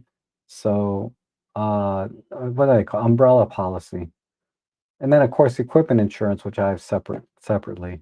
But yeah, you want an umbrella policy, and you want to set up a LLC. I'm not really the best person to ask for advice about setting up a business and insurance, but that's kind of a good place to start. Is set up an LLC and also get an umbrella policy uh, for the business. So if you get sued for anything, you'll have some backup. Broda says, I'll try different brands next year just for fun. Yeah, I would say uh, you can try Fuji. That's kind of an interesting with all the film simulations. That was mildly interesting to me when I first got it. And Nikon is, they're all different. But I would start with Fuji if you want to try a different brand. That's probably the most interesting and compelling camera to me, photographically speaking. And I think that was the first camera I bought. No, I bought a Panasonic. I can't remember, but it was Fuji or Panasonic that I bought after got heavily into Olympus that I wanted to try. And because I had already had Nikon before. I switched from Nikon to Olympus. So I didn't really have to go back and try that again, right? But I'd never had a Fuji camera. Not like an interchangeable lens one. I had plenty of point and shoot Fujis, but I never had an interchangeable lens one. So that's where I started was the XT30. And then I tried a Canon M50, my Panasonic S5. I probably got the Fuji before I got the S5. Maybe, excuse me, around the same time. Now I have an XH2 and a Sony A7R5, which just I want to take the XH2 out more. I really do. It's really such a nice camera. and I got great lenses for it. It just breaks my heart. It's sitting there. It gets a lot of studio use. I use it in my studio a lot for practicing different lighting setups, not practicing to learn the capabilities of the camera, but I like to practice, uh, working with umbrellas and light modifiers and different flashes, different LEDs. I do a lot of that with my XH2.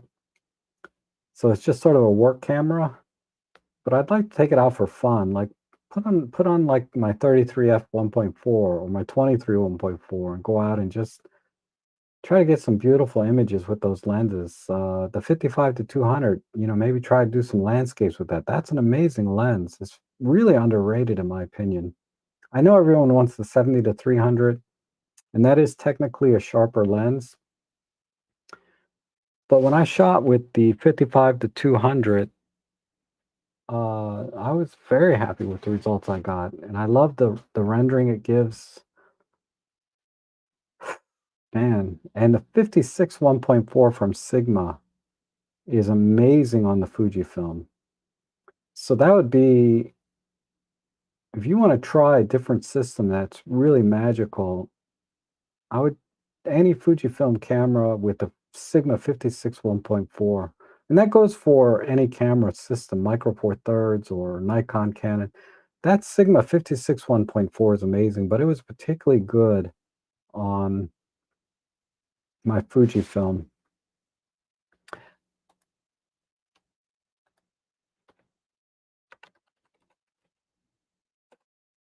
So I can I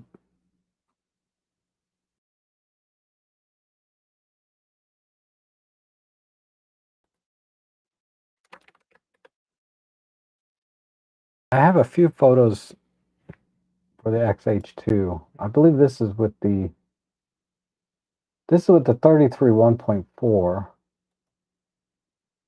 I'm sure I have the 56. Yeah, this has got to be the 56 from Sigma. Yeah.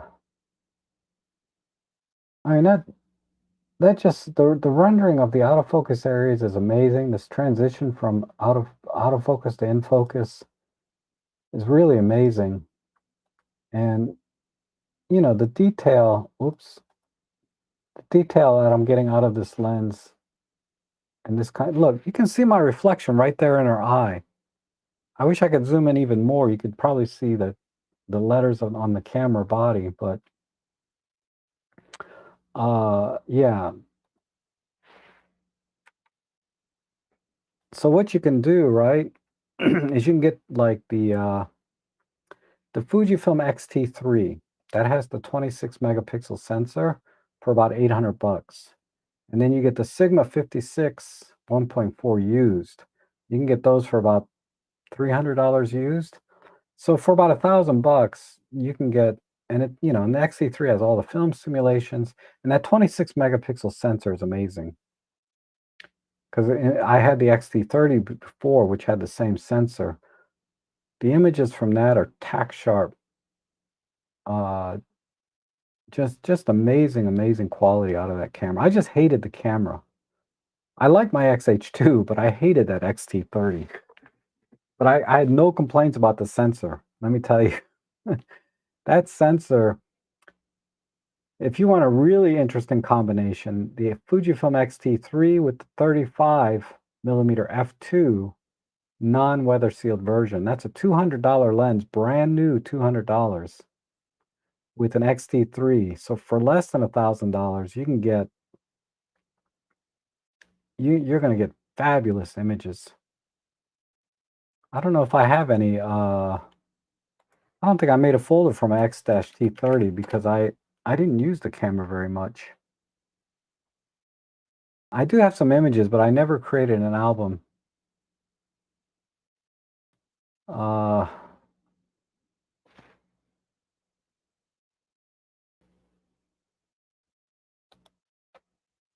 what do you mean there's no photos? View all 26.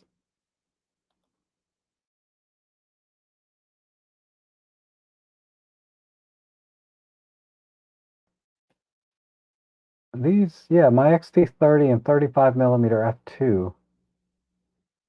This was before I got rid of it. There's some images in here.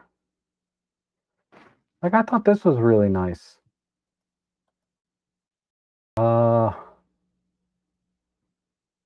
35 f2.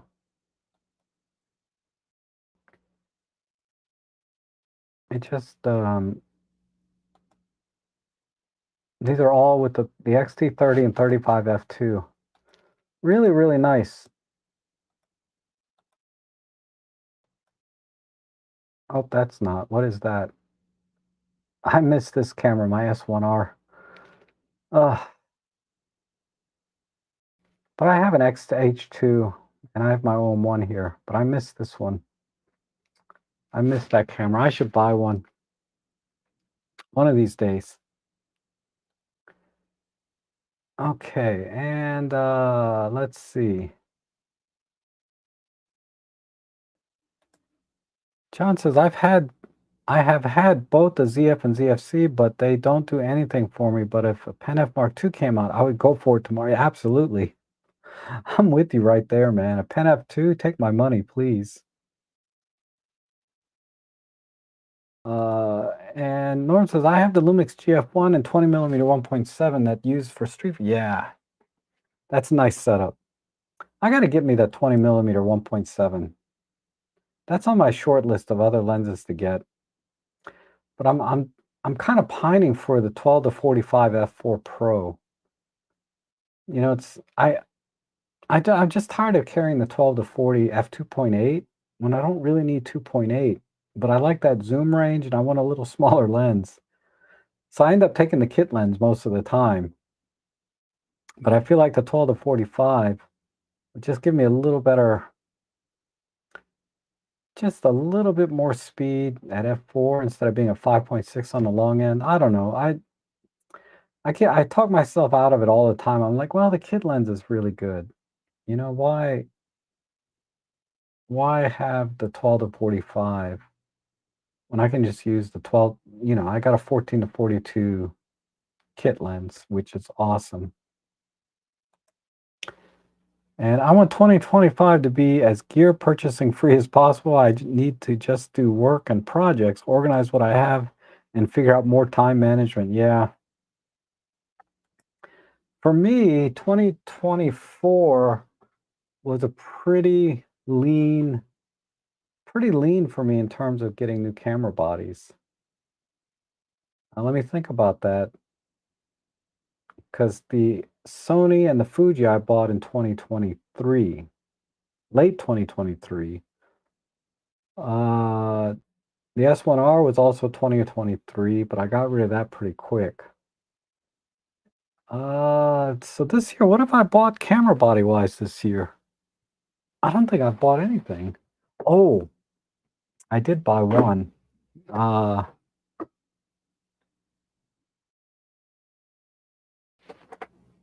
I bought a couple of fixed lens cameras. My my Lumix LX100 Mark II and my Lumix LX5. I think I bought both of those this year. So that's really been my only major camera purchase.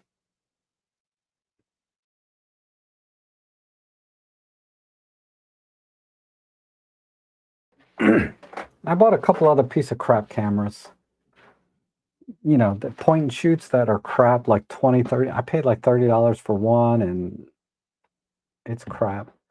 But yeah, so the LX100 Mark II, which I used it on Thanksgiving for my family stuff. I don't know if I have any of those posted. Uh, let's see.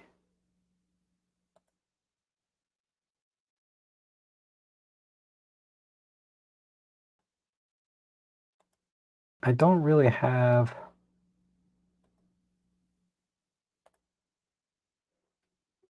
No, I didn't post anything too recent. But I like this shot. This is a really nice shot of Ellie. I did this on my LX100 Mark II. And some other stuff around. I really like this picture of this pony. I thought that came out good. So yeah, I think 2025 though, I'll probably buy. I am definitely going to be buying another camera. I don't know what at this point, but the short list is the Nikon ZF and the Panasonic S1R. I'm going to have to decide between those two. If they come out with an S1R Mark II, depends what the price is. If they want like $4,000, probably not. But if it's closer to three, maybe an S1R Mark II, if that comes out, because there's rumors for that to come out. And then at that point, I'll probably ditch my Sony. So if Robert, if you're watching, uh, the one that's local to me here, maybe that would be the time to buy it off me. Right now, I just can't let go of it. But if I did, I wouldn't miss it. That's the weird thing. It's once I let go of it, I won't miss it, but it's hard to let go of it, you know? That's the problem with that. Where is it? This thing. And it only has 7,000 clicks. And I've had this for about a year and a half. Only 7,000 clicks on the shutter. And most of that was because I was testing lenses that manufacturers sent out to me. So it's practically mint, this S1R or A7R5. But I got to get rid of that. I know my OM1 probably has about 30 or 40,000 clicks on it, minimum.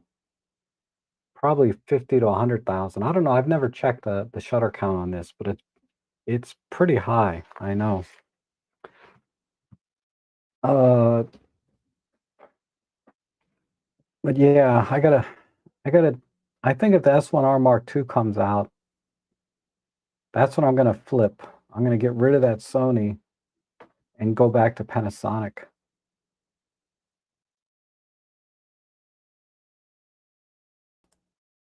And Paul says I had both the 200 to 500 F mount and 300 PFF4 and ultimately kept the 300. Now using it, the ZF and the Z8, I'm very happy.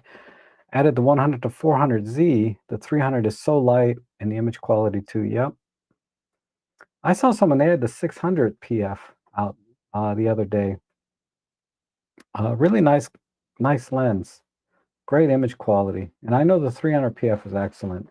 You just have to watch out a little bit for the out of focus areas can be a little busy on the PF versions, but 9 times out of 10, it doesn't matter. And if you're aware of it, you know how to shoot, so it's not really an issue anyway.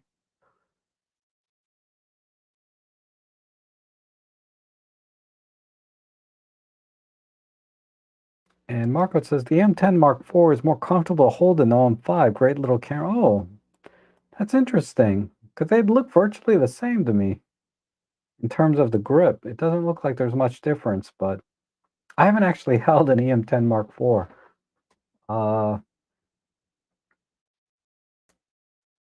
And the OM5 is exactly the same as my EM5.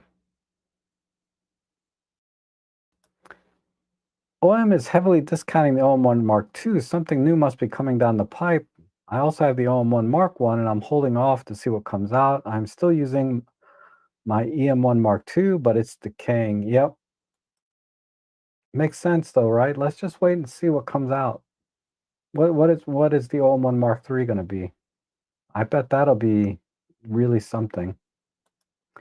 And Wayne says, perhaps OM System will release an OM10 that uses USB-C and powers the camera when connected. I hope so, because the TG7 does. TG7 is very nice little camera too. I love my TG5. And like I said, on my Flickr page, I've categorized most of the things. So if you type in a specific camera or lens, you'll find an album with pictures that I took using that camera or lens. I haven't done camera lens combination albums because it just doesn't make any sense. But Jeff says, don't forget the thumbs up. Oh, thank you, Jeff. Let's see. And having great fun with my ZFC for stills, but the video focusing is driving me goofy. Really, I don't have any experience with the ZFC. I think the ZFC would be a nice little camera if I put a half leather case on it. Then I think I could get away with not worrying about the build quality because it feels so light. They designed it so lightweight to the point that it just doesn't feel I like a little more substantial feel, and I think a half leather case would give me that substantial feel. Because I think Roberto, in one of your videos, you were talking about you got the EM5 Mark II as a gift, right? And it had the EM5 Mark II had a very substantial feel. The only thing I can tell you, since you're new to the EM5 Mark II, is you have to be careful of shutter shock, especially at the longer telephoto lenses, and if you're below 1/250th of a second. Once you get to about 1/400th, 1/500th of a second, I noticed the shutter shock is pretty much okay. You don't have to worry about it. But at slower shutter speeds, with mechanical shutter, whether you're using anti-shock mode or regular mechanical shutter, there is shutter shock, particularly with telephoto lenses. You can see it more, obviously. So it shoots silent shutter for the most part, unless the subject's moving and you don't want rolling shutter. Just use silent shutter and you don't have to worry about it.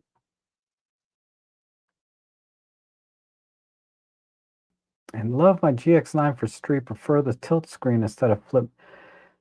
Yeah, the GX9 is selling for a mint also. They want $1,000 for that thing on the used market. I'm not doing it. I mean, I would have so many cameras right now if they were priced at what they should be priced at. You know, like a Pen F should be like $300-400. An EM10 Mark II should be like $100 camera right now. I mean, these cameras are so old. I mean, they're capable. As I said, I could probably still be using my NEX6 to this day with no problems. But when it comes to electronics and cameras, these things should be priced like they should be depreciating like to no end. A GX9 should be like a $300 or $400 camera right now. An X100V, not the VI, the version 6, the V, should be like a $700 or $800 camera, not $2,000. It's just insane. I saw the Fujifilm X, oh, what was it? I wanted one so bad, and I said, I ain't paying $500 for that. But now they're asking like almost $1,000 for that camera. And I was pissed when it was 500. I was like, this camera's not worth 500. And now they're asking like 1,000. That's insane. What? Let me see if I can find it.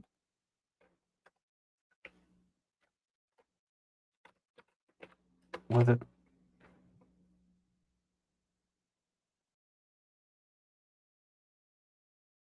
Oh, okay. No, they're selling for 650, 750. And this isn't even in great shape. It was this old X70. I wanted one of these when I remember they were under 500, come to think of it. And I said, I ain't spending that much for this like butt old camera. I liked it, but you know, jeez. Anybody that spends $759 for this camera is an idiot. Well, let me rephrase that. You got to really want that camera if you're going to spend that kind of money. Um, I get it. You know, you can't put a value on something that you really like. I don't want to call people an idiot for buying things that they like. If you like it, just buy it. But you got to really like it for $759. I would be an idiot if I bought it for that much because I don't like it that much. I like it, but not $759 like, you know. And John says, I recently bought the Pen Trip 35, cheap, simple snapshot camera with nice 40mm glass and needs no batteries. That's true. You just have to watch out for the solenoid like light meter. Keep that covered when you're not using it so it doesn't, because those things wear out after a while. And then you're not going to be able to use the camera at all because it's fully automatic, right? But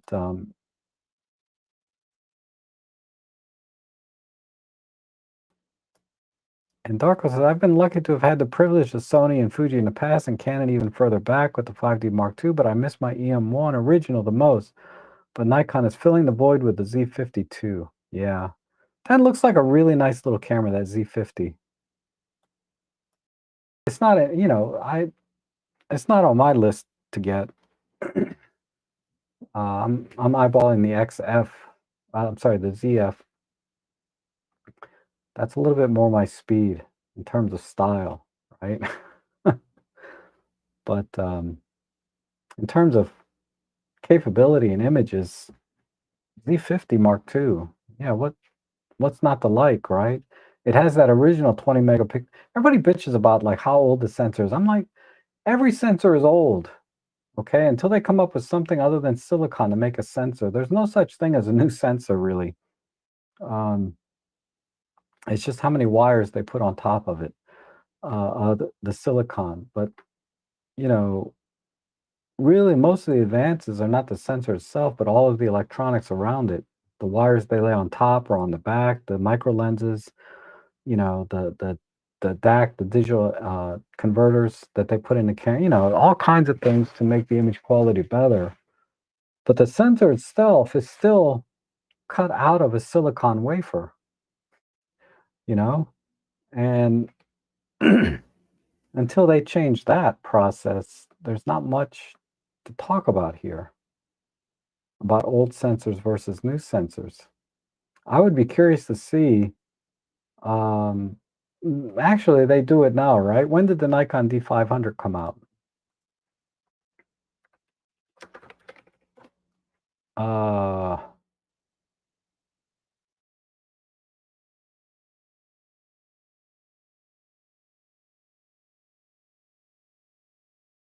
Crap. I mean, it's been at least 10 years, right? 2016. So,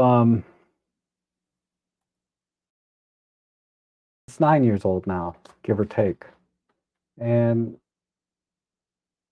compare the capabilities of the D500 to your Nikon Z50. I guarantee the Z50 is blowing the D500 out of the water, right? Or maybe the specs are pretty similar. I don't know. But I'd be curious to see, because basically what they're doing is they're taking a sensor from 10 years ago or 9 years ago and putting it into a modern camera body with modern electronics, the new processor and all of that. How much more capable is that same sensor today than it was, say, in 2016?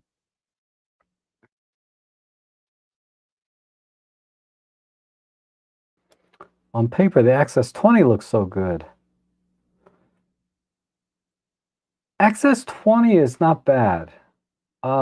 Peter Forsgaard bought that camera, and he seems to be very happy with it, but uh, it just looks like a camera. I kind of lean towards the XT3 because of the styling, even though it's more form over function. I hate the dials on the top, to be honest, but uh, the XS20, while it's more conventional and be easier to use, workflow is probably smoother. I think I would go for the XT3 just for the aesthetics.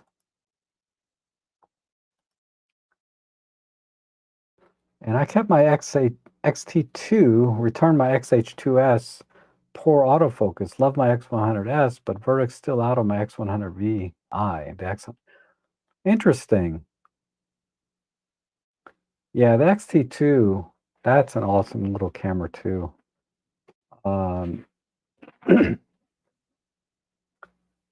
I think that had the 24 megapixel sensor. I never really seen any images from the 24. I've seen images from the 16, which are pretty good. That was in the original XT1. I'm not sure if the XT2 went to the 24. Let me know. Uh, but I know the XT3 26 megapixel sensor. I was really, really impressed by the image quality from that sensor. And Roberto says the retro buttons are lost on me as my eyes are bad to read. Yeah, the buttons themselves, right? I have the same problem, but I just like the overall look of the camera. You know, the silver top and just the just how the camera looks. Yeah, I would put everything on A. I would set the shutter speed to A, the aperture to A, and well, the aperture is on the lens, right? On most of the lenses. So I would just do that. But I would have the shutter speed and ISO dials on the top set to A or auto, and then I would just shoot an aperture priority.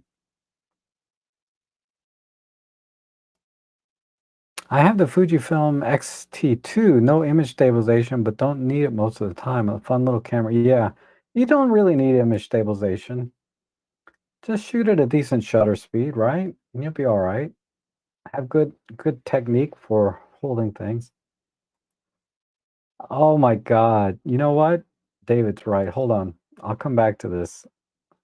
The 12 to 45 f4 is great, small, lightweight, weather sealed, very close focus. Yeah, I want that camera. I can't believe the other camera I bought the Pentax Monochrome, and I totally out of sight, out of mind. But I just used it yesterday. I just used it yesterday for the let me find it. I was practicing some lighting. I was practicing some lighting setups. Okay, so this is a shit picture of me, right? But I was comparing. This is the K3, and okay, so let's look at these two.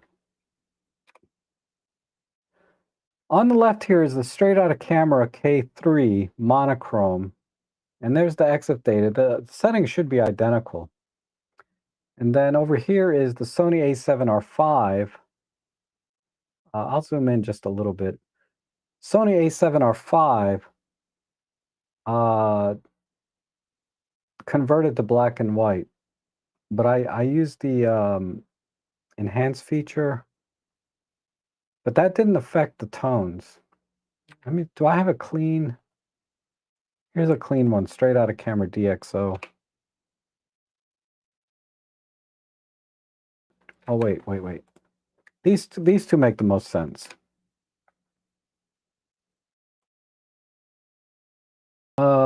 Just look at this while I go get my K3 monochrome.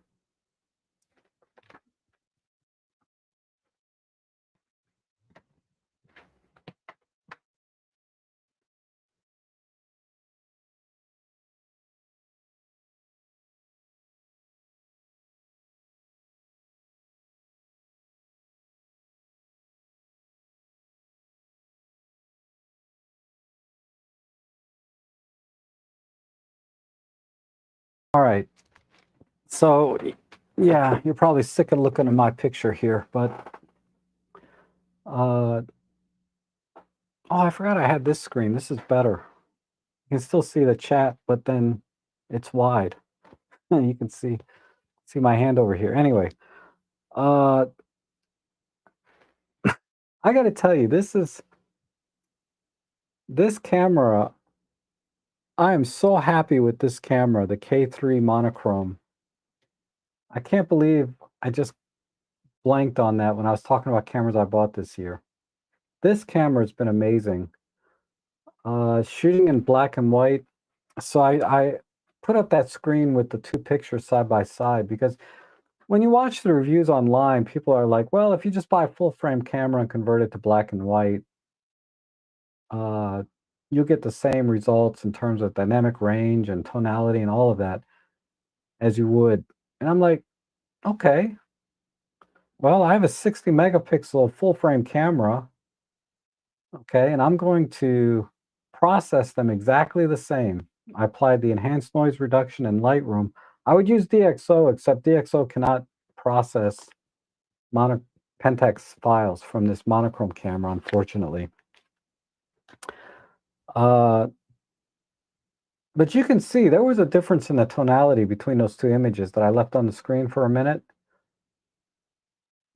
You cannot duplicate a true monochrome camera.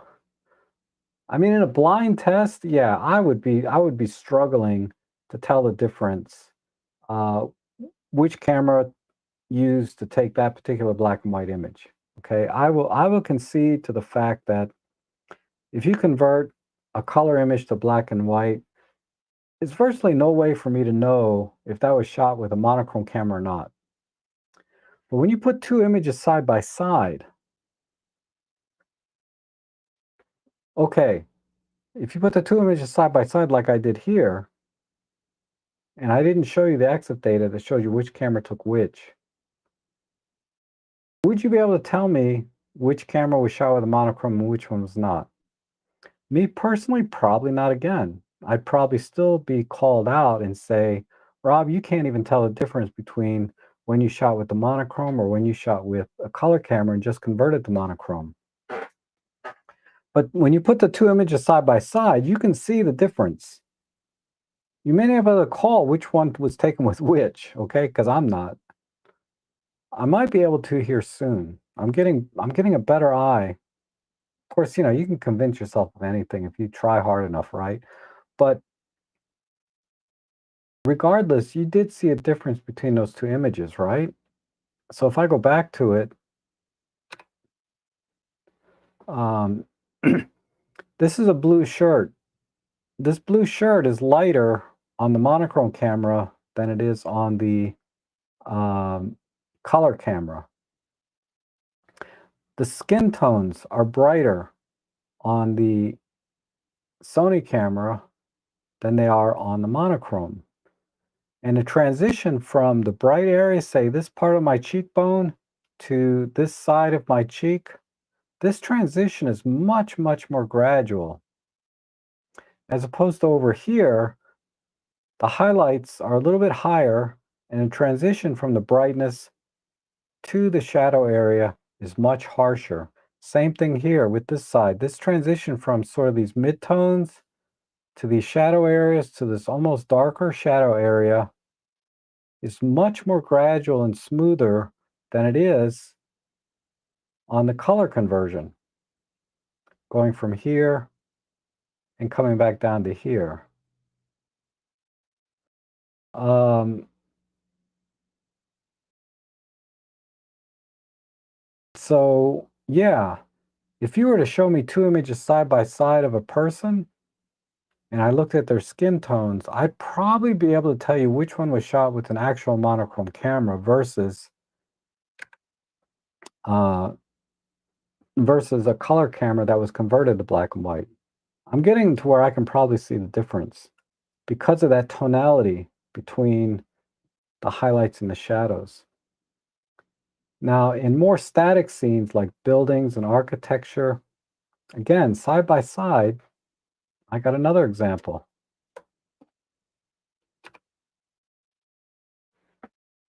Let me turn off all this stuff. All right, so looking at these two images, can you tell me which image was shot with the Pentax and which one was shot with the Sony? Extremely hard to tell here. The only way I can tell is when I zoom in, I can see a little bit of difference in detail. The Sony is sharper. But in terms of tonality, I'm getting a little bit more tonality here. See how the clouds over here are clipped? And over here, I'm seeing a little more cloud detail. So if I look at really close, look, this is actually the Sony over here, and this is the Pentax. So let me check the EXIF data here. Are we at the same? Oh, we're at a different exposure. So this is a one stop here, one stop there. Well, exposure-wise, they're exactly the same. Because we lose a stop here, but then we gain it back in the ISO. So this is actually a higher ISO image. But this is what I mean. More static objects like this, You can kind of see it here though. You see the tonality of this window here, or this pillar, is a little brighter than the pillars over here. So the transition from dark to light is still even noticeable here. But there's no way I'd be able to tell.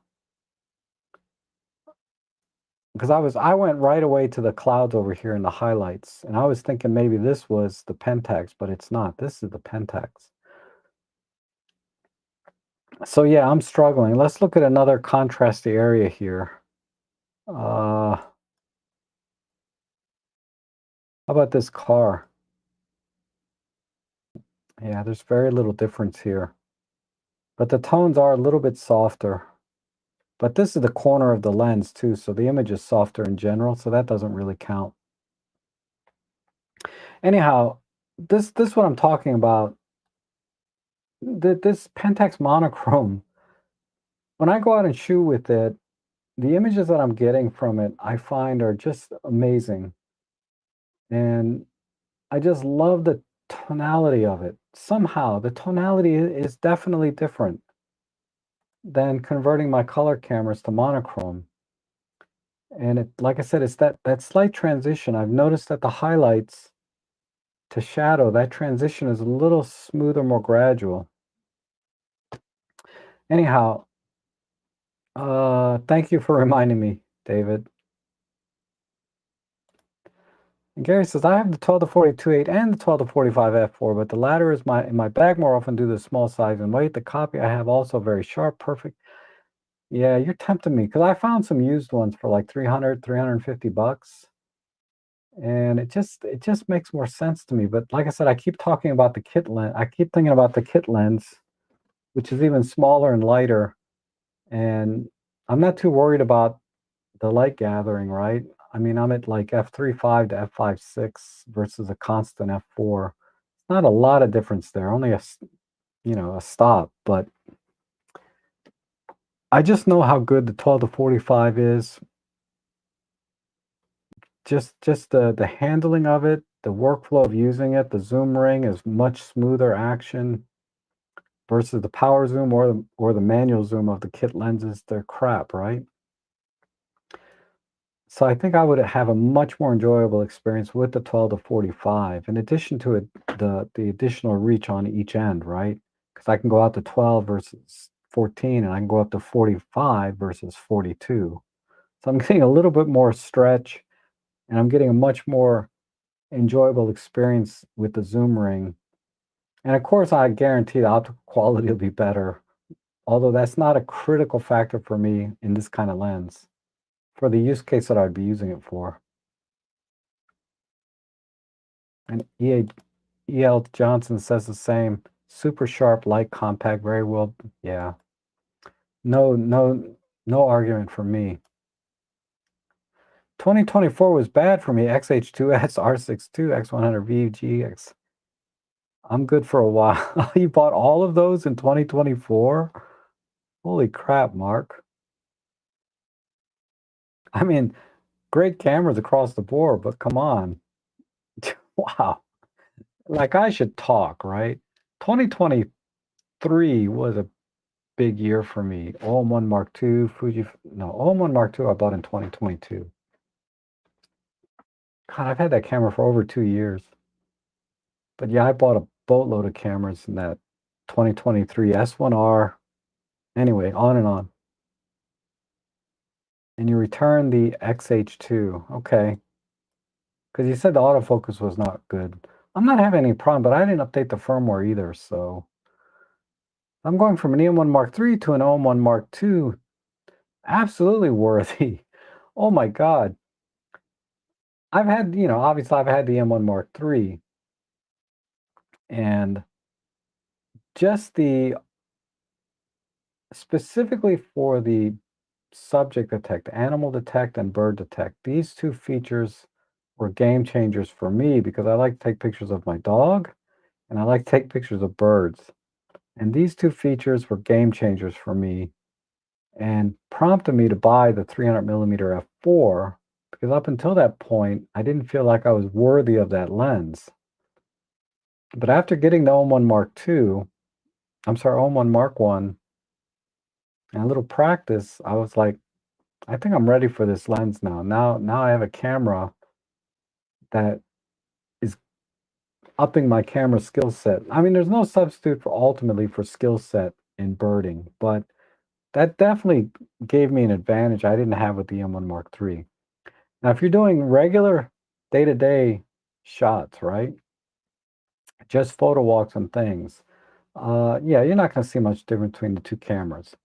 But when it comes to sport, action, wildlife type photography, the having dual UHS-2 cards, having the Pro Capture up to 100 frames per second if you want, but you could do 50 frames per second with some lenses and 25 frames per second. That's the same as the M1 Mark III. But all these things, all these little things add up to like really a powerhouse of a camera when it comes to sports action wildlife. So in that sense, yeah, game changer, definitely worthy. For the everything else, not so much. Okay. I mean, I would argue EM10 Mark II would be fine for just about everything else. But for those two things, it's pretty amazing.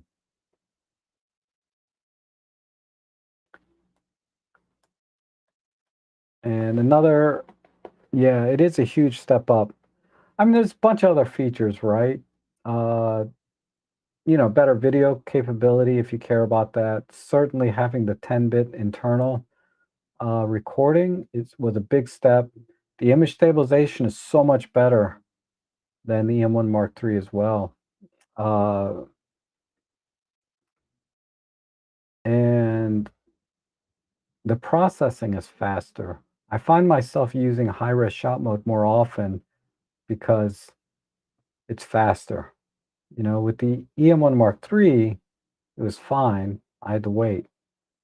But now I can do it in about twice as fast, right? It's like 15 seconds instead of 30 or 40 seconds, whatever it took before. Little things like that. Won't they have to re-release cameras for USB-C? No. If the camera's already been released prior to the requirement, they don't have to redesign it with USB-C to sell it because it's basically grandfathered in. But if they release a new camera, it's required to have it. And Rick says, I have a ton of old Nikon DSLRs all the way back to the D2H. Just can't bring myself to sell them. Yeah, I'm with you. I feel you on that. So I'm 62 years old and my favorite camera has taken 257,000. Hope it lasts the rest of my life. Rob, with all the cameras you have, you probably have plenty because you don't wear out one each month. Yeah. Like I said, I got like 7,000 clicks on a camera I've had over a year. It's nothing. Yes, half leather case gives a bit of a grip. Yep. A little bit of grip and a little bit of substantial feel to it, right? I would think. Yep, all week racking my brain why I'm out of focus. Thanks. I forget what we were talking about, but I'm glad that helps. Oh, the shutter shock. Yeah. Look at the shutter speeds on those cameras, on those images that you thought were out of focus, and then look at the image carefully and see if yeah, that could be shutter shock and it's not just out of focus. Oh, man, that's a good deal. The GX8, I think, is still selling for $700 or $800 here. Last time I looked. Man, if you got it for $300, that had to be a few years ago before prices went up. The X100 series are crazy, but if you use the high-speed flash think the leaf shutter is fun, my wife would agree with you. You're idiot. Yeah. Like I said, I don't want to say idiot. It's not true. People buy, if you like something, buy it. Don't worry about what it costs and what other people think. And I think that's true generally of everything in life. Don't care what people think. It's only what you think matters, right? If you like it, you buy it. There's some things for me that are stupid to buy, like every camera I have except the OM1 and Pen F. Well, maybe this Pentax Monochrome. This people might think is stupid because you can just convert color to black and white, and I've already admitted that in a blind test, I would probably have trouble telling the difference if ever, but I can tell you I don't regret this purchase at all. I just love this Pentax Monochrome to death, and, you know, if people think I'm an idiot for buying it, even though I can't tell the difference, that's fine. I don't care what people think. I know I enjoy this camera and I love it. Okay. And so should you. You should buy the cameras you like and love and enjoy them.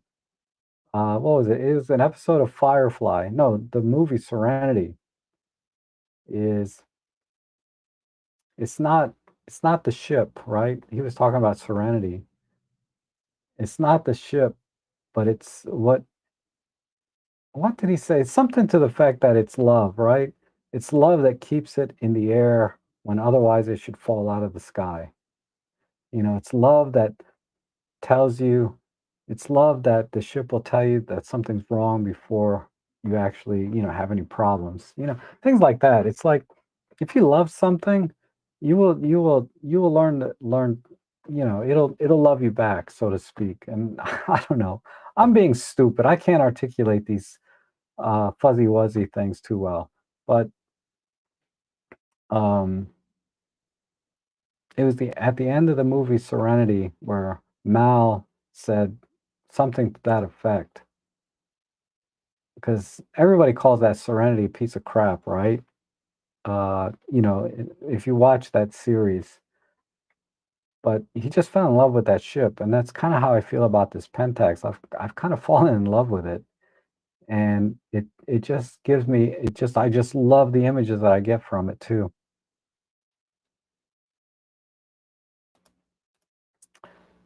And can I spend some dollars for you? MPP in the US has 28 Nikon Z8s available used for 3,000. Wow. I'm surprised there's that many. The Z8 is pretty tempting. I know you have a Z8, right? You're a big Nikon Z8 guy now, if I remember correctly.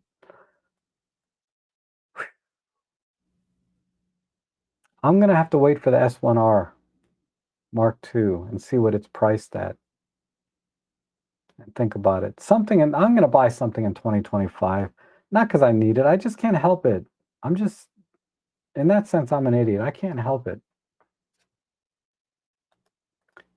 And the Z52 sounds great. My old D500 takes great shots. Absolutely. And Pucho is here. Hello from New York City. Please make more tutorials about doing self-portrait photography, showing us behind-the-scenes shots. Your self-portraits on Flickr are great. Sure. I mean, it's not hard, right? It's like you get 2 or 3 lights and you take a picture. But I can do a tutorial. I can do a tutorial, but it's always hard to do a tutorial on lighting without telling people you need to buy some flashes or you need to buy some LED lighting. It's not just the camera. If you're gonna do like you're asking these portraits in the studio type things, because that's what I've been doing is in studio self-portraits. And doing portraits outside, it's really not much different except that if you have good daylight sun, you can use that as one of the lighting sources, either as a key light or as a backlight. So it's really doing portraits, the mechanics, the logistics and the workflow of portrait lighting is very, very straightforward. Key light, fill light, rim light, backlight, you know, basically 4 or 5 lights and you're set up at most. And you can create some amazing portraits, right?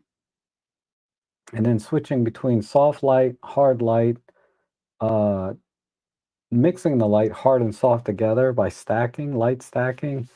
You can get into some more advanced techniques where the differences are very, very subtle, but you know, sometimes those subtle differences are between, high paying jobs and low paying jobs, right? Um,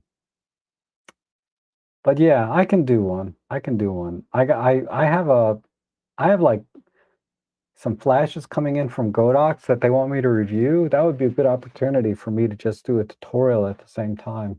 Rather than review the lights, just make a tutorial how to use them. because light is light.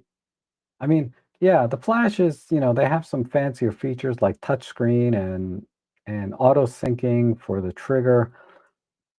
None of that crap really matters. I could use a bunch of Godot's TT350 or TT600s or TT350s. TT350s are a little bit not ideal for portrait, but just because the recycle time's slow and it's not enough light. But TT600s are like $50, $60 flashes, and they have the X trigger compatibility. You could get like 5 of those for 300 bucks. Get a trigger for another 70 bucks. And so five times 6, right, is 300, 380. And then buy some light stands, another 100 bucks there. So for 500 bucks, you can have an amazing studio setup, with a backdrop, 5 lights, and umbrellas and light stands, 500 bucks. Just add your camera of choice and you can do some amazing portraits. Okay, so even though I have DxO Photolab 8, I feel like try adding something with more AI, so I bought one-time version of Luminar Neo last night. There's a holiday sale ending today. Masking is quicker. I have Neo. I've never been able to wrap my head around it. I mean, I used it a couple times and I was able to do some very nice editing very quickly, right? Much faster than I'd be able to do in Lightroom or DxO, and got great results. But it's it's when you get into it and you start uh, light painting and masking, like you see I do in my editing sessions, I struggle. The workflow boggles me how it works in Luminar Neo. Uh, but since a lot of people have that, I should probably do some photo editing sessions using Luminar Neo. I just have to practice more with it. But I was fine with very basic editing and light masking.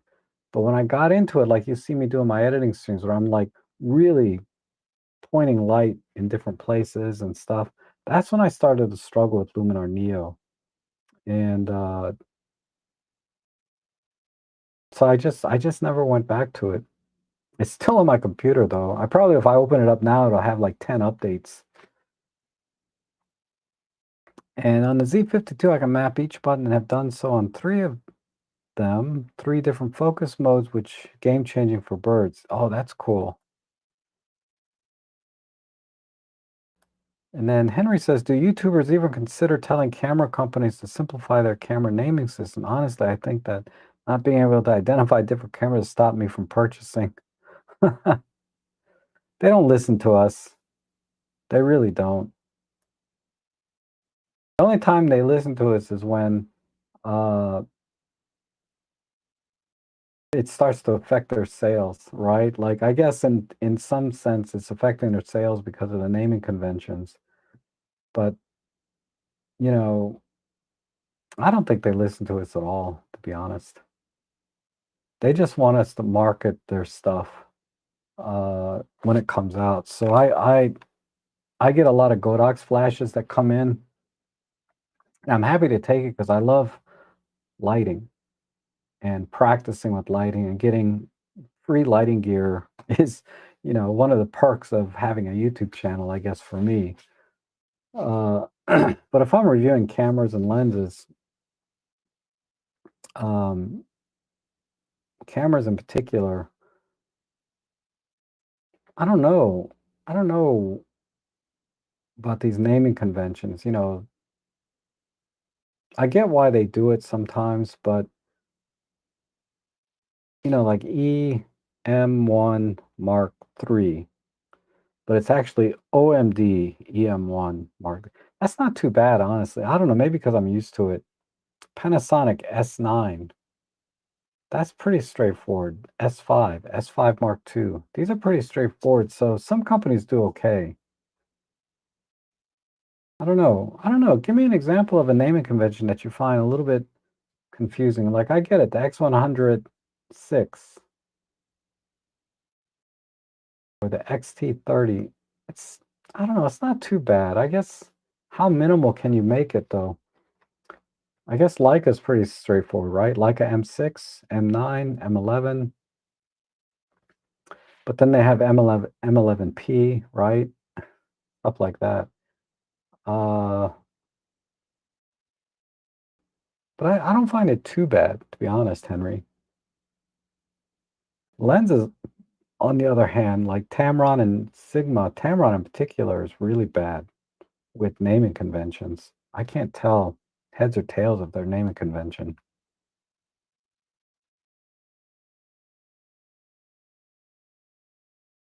Is that moire on the Sony black and white image of you? A little bit, but ignore that. That's because of scaling on my monitor. If I zoom in more, the more moire goes away. But when I zoom in at a certain percentage, you can see moire, but that's because of the monitor. And it's something about Japanese companies, even going back to the 16th century, naming was confusing. Yeah, I guess I'm just so used to it. It doesn't confuse me quite as much as it used to. But uh, does DxO Photolab have silver effects type filtering system apart from Nik Collection plugins? No. They have some black and white presets that aren't too dissimilar from Nik Silver Effects, but I don't use Nik Collection enough to be able to really give you a good example. So I would say for black and white photography, generally for general editing, you really don't need Nik Collection. But Nik Collection has so many presets in it. And if you like working with presets and then fine tuning those presets or whatever, that makes more sense. But once you kind of get a feel for editing in Photolab 8, I don't think you really need Nik Collection so much. But I like to use Nik Collection time to time for the HDR, for the analog effects that they have. And I've tried the silver effects a few times, but I always kind of like to keep the image relatively simple when it comes to editing black and white images. Either add more contrast or use less contrast. That's about it when I work with my black and white images. I don't really need the strong shifts in tonality and grittiness and grain and all the other filters and effects that they have in silver effects. I don't find those quite as appealing as just editing myself and adding or subtracting contrast to an image. So sometimes I like low contrast images, sometimes I like them high contrast, but rarely do I like to add grain or add, like these dust and speckles and streaks and light leaks, all of these other things that they have in silver effects. I don't like to do that when I'm doing editing. But Darko, let me give some thought. Let me go. I'll look at Nick Effects again. I don't know if you come into my editing streams. I think you do, but I'll have to look at it again. Ken Cox. Oh my goodness. Hello. Thank you. Yes, I had a great Christmas. I hope you did too, and Happy New Year. If you're struggling to justify a new lens purchase, Rob, there's a simple equation to use. Number of lenses you have plus one. So true. And Marco, let's see. Wow, you bought a Mark. Oh, you got the on one Mark II. I didn't realize that. The G9 Mark II. That I remember. The GX9. Oh, I didn't know you got a GX9 and the LX100 Mark II. We probably bought the LX100 Mark II about the same time, right? Did I give you the bug for that one, or did you give me the bug? I can't remember. The LX100 Mark II, that's another camera I'm very, very happy with. I don't use it as much as I thought I would because I've been I got too many cameras, to be honest. But I'm extremely happy with that camera. I'm extremely happy with my Pentax Monochrome. So the two purchases I made this year, and I also love that little LX5. That camera is great. Those have made me very, very happy. 2024, I'm sorry, 2023 was the year I made purchases that I'm still kind of XH2, A7R5, S1R. I miss the S1R, but I'm still like, I just wasted money that year. And you think all the pennies are going to go, though. So you're going to sell them. Okay. You're not clicking with them. Yeah, the GX9 and the G9 II, I would keep the LX100 Mark II, though. I would definitely keep that one. If it were me, I would keep OM1 Mark II and LX100 Mark II. G9 II, GX9, yeah, I wouldn't click with those cameras too much either. Especially at the G9 II is a good price, but the GX9, that's ridiculous how much they want for that. And the OM1 firmware update was very productive for me, rivals the R6 II. Now that's interesting. I haven't upgraded yet. I haven't upgraded my firmware yet. In 2025, I have to part with a bunch of lenses and focus on learning flash and artificial lighting. Okay, I'll try and do some more videos on that. Flashes and lighting. Darko says, I think your channel needs to be called a relaxing photo chat with Trexter. I love these talks so much. I'm glad you like them. My God, it's been 2 hours and 40 minutes. This is a long one. We'll make this the longest stream of the year. How's that? And the Great Van Zena says F equal the optimal number of cams, X equals the number of cams you own, then F equals X plus 1. You guys are so bad. And if something brings you joy and you have the budget, buy it. Life is short. Have as much fun as you can. And that is definitely something I'm embracing more and more. You're not going to live forever. Just enjoy. I mean, don't be financially responsible, right? But like I said, if it's within your budget and you can manage it, just get it. Oh, I didn't know you and John were good friends. I haven't seen John in any of my streams in a long time. He still hits me up on Flickr sometimes with some likes and every now and then. So I know he kind of keeps an eye out of what I'm doing. But I hope he's doing well. And John, I hope you had a great Christmas and Happy New Year. So I had a piece of crap Plymouth car, but it was fond memory and would probably buy one if I could find one in good shape. So we like what we like. No one should judge. Absolutely.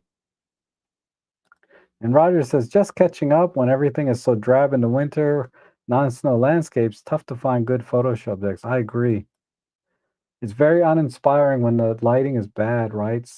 Cloud cover and wet, rainy weather, no leaves, no flowers, no bugs. It's rough. Kodak's Retro Senior is my go-to flash. Yep. I love my little Lux Master, which is just a little bigger version of the Lux Retro, right? They've made some big improvement in the latest updates, and Neo, you should give it another try. Okay, I'll look at it. I guarantee it's going to crash my system with all the updates I need to do to it. I don't think I've updated in almost 2 years. When Neo was first launched, they sent me a copy, and they gave me a lifetime license. And I told them that I can't review this. I can't use it. I just can't make any sense of it. They said that's fine. Whenever you do make sense of it, go ahead and make a review. But I said I can't do it. Um,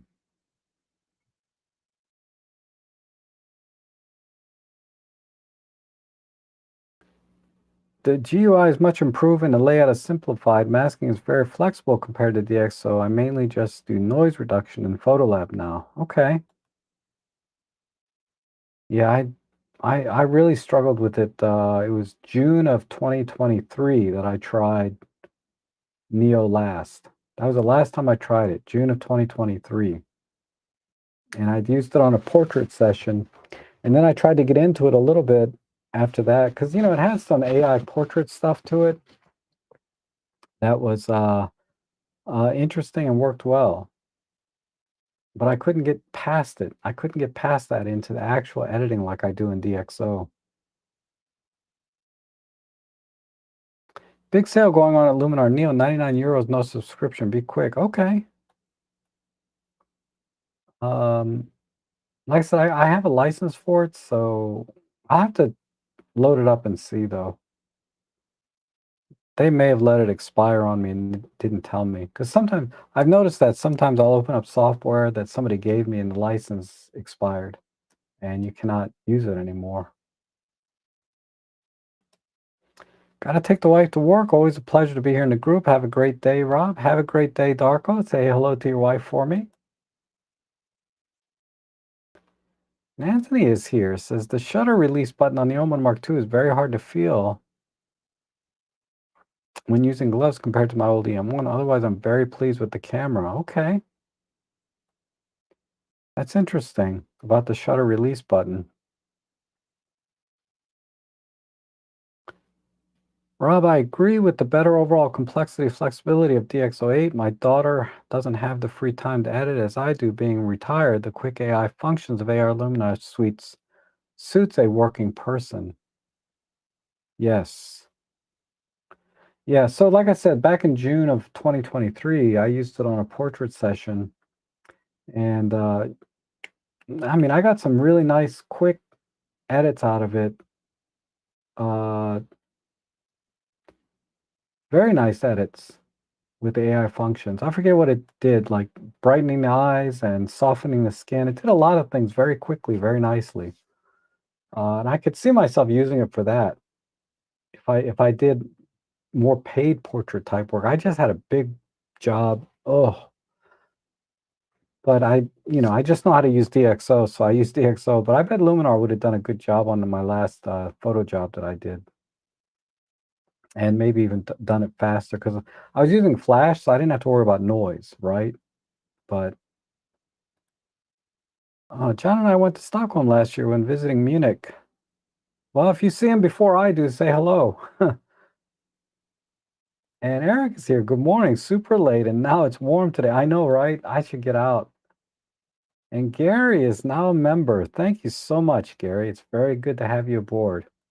I really appreciate the support through the memberships and the coffees and the direct donations. Like I said in the beginning of the stream, you guys have been great this year, and I really appreciate it.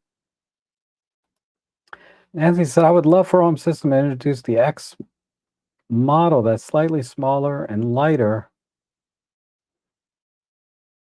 bigger buttons and oh, okay, like the original EM1X with all new sensors for 2025. Yeah, the EM1X, I thought was a great camera. I can get one for like 600-700 bucks now. It's very tempting, but I just don't see myself using it. But when I did borrow one for a couple of weeks, I was really impressed with the ergonomics, obviously, were very good. But the overall workflow, it was just very smooth camera to use. It just felt very fluid in the hand. And I can't speak to using it with gloves on, right? But I'm sure it's better than the OM1. The OM1 is hard to use sometimes without gloves, but because the buttons are kind of recessed in the back. On my EM1 Mark III, I used to be able to push the buttons without looking at them from behind, because I do a lot of that with the YouTube stuff, right? I have to reach behind the camera. It was easier on the EM1 Mark III, but uh, anyhow, I I think the EM1X was really a great camera, and I hope one day they can make another one. But like Anthony says, with modern sensor and a little smaller, lighter, maybe.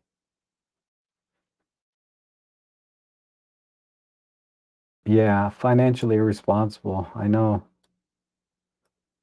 I would, I don't know what I would do. I mean, obviously, I have enough credit cards to do it. I put a couple of them together and get it. And Ken Cox says, "I love my M1X, especially for sports." Yeah, yeah. Like I said, when I borrowed one, I was really impressed by the how fluid it is to use in the field. I can't pin it to any specific thing, but it's like a million little things that make the camera very, very nice to use. And the M1X was definitely one of the nicest cameras I've ever handled. But due to its size, it's just not one that I would ever use on a regular basis. And that's partially the problem with the Sony A7R5. It's not a lot bigger than an OM1, but once you start tacking on the lenses and crap and the base plate and, then all of a sudden you start to feel the heft and it just gets cumbersome to use. That's probably the least ergonomic camera I've ever used is Sony A7R5. Um, was not a fan of that, or not a fan of that camera. Takes great pictures, but okay, I'm checking. So anyhow, there's that. And Margaret says the M1X is my favorite body of all time. Feels so great in the hand. And you give me gas for a camera I would absolutely probably never use, but I might. I don't know. It's such a great camera, actually. And what would be the advantage of the OM1 with a uh, battery grip? I agree about the Sony ergonomics. Uh, there, there's a certain rigidity to a one-piece design versus two-piece, and I don't have an EM1X here in front of me, but I do have the grip for the OM1. Ah, where did I put that?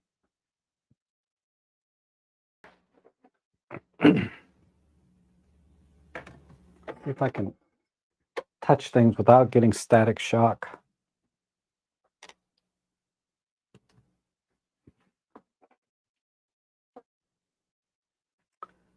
I I don't know. I just felt like ergonomically the OM1 or the M1X just felt a little better than the grip does on this OM1. I meant to use this on my last job, but I forgot to bring it because I bought it. I got it for like 150 bucks off or something, whatever the deal was. But I think I don't know. I'm not the best person to ask because I don't have an EM1X. But I can tell you that this is still not quite a solid feeling when I have them attached together. So the M1X definitely felt one piece solid versus uh, putting this on. That's about the only thing I can say. Why do I keep getting texts? I have to check the text because sometimes people text me and say my audio is turned off, but I'm checking my audio. It looks okay. Oh, you bought one for 500? Man, that's a deal. And the old one for 1100 is a bargain. I know it's tempting to buy a second one. I'm not going to do it. I'm going to wait for the OM1 Mark III or uh, S1R Mark II. Let's just see what happens in 2025 and see if I can find something to get me out of the Sony system that into something I might actually use and enjoy. Because like I said, the Sony is takes great pictures, but I'm just not loving it ergonomically. And a lot of my friends and students have Sonys, so it's good for me to have a Sony so I can get into the menu and find stuff a lot quicker. Um, but I don't know. Anyway, so I was thinking about replacing with maybe an A7C Mark II, maybe the A7CR, but I'm not digging the 60 megapixel files. It's just too much. Um, Anthony says there are a lot of Micro Four Third users from warmer countries that thought the M1X was a big mistake. I guess they never tried using a camera when wearing gloves. Yeah, I agree. I mean, I don't know what it's like to use a camera with, gloves because I always have the fingerless gloves that I can get my fingers out and I'm okay. But I know the buttons on the OM1 Mark II or the Mark 1, they're a little bit recessed on the back. So those take a little bit of extra care when you're pushing them, right? So apparently the MX, what a wonderful camera to operate when wearing winter gloves compared to the OM system cameras. Yeah, I would agree with that. The buttons are definitely very big. So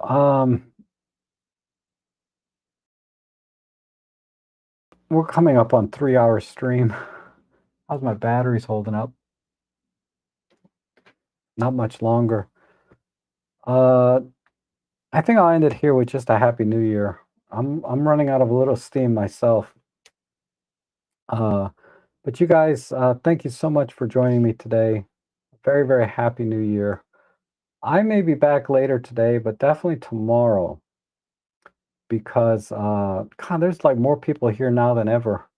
I rarely get over 50 people in a stream. Now it's like up to 60. Uh, but let me leave you with this. 2024 was great because of you guys, and I want to be there with you in 2025, and hopefully we can make a great year together for 2025. So happy New Year, everyone. Thank you for 2024, and I hope to see you again soon.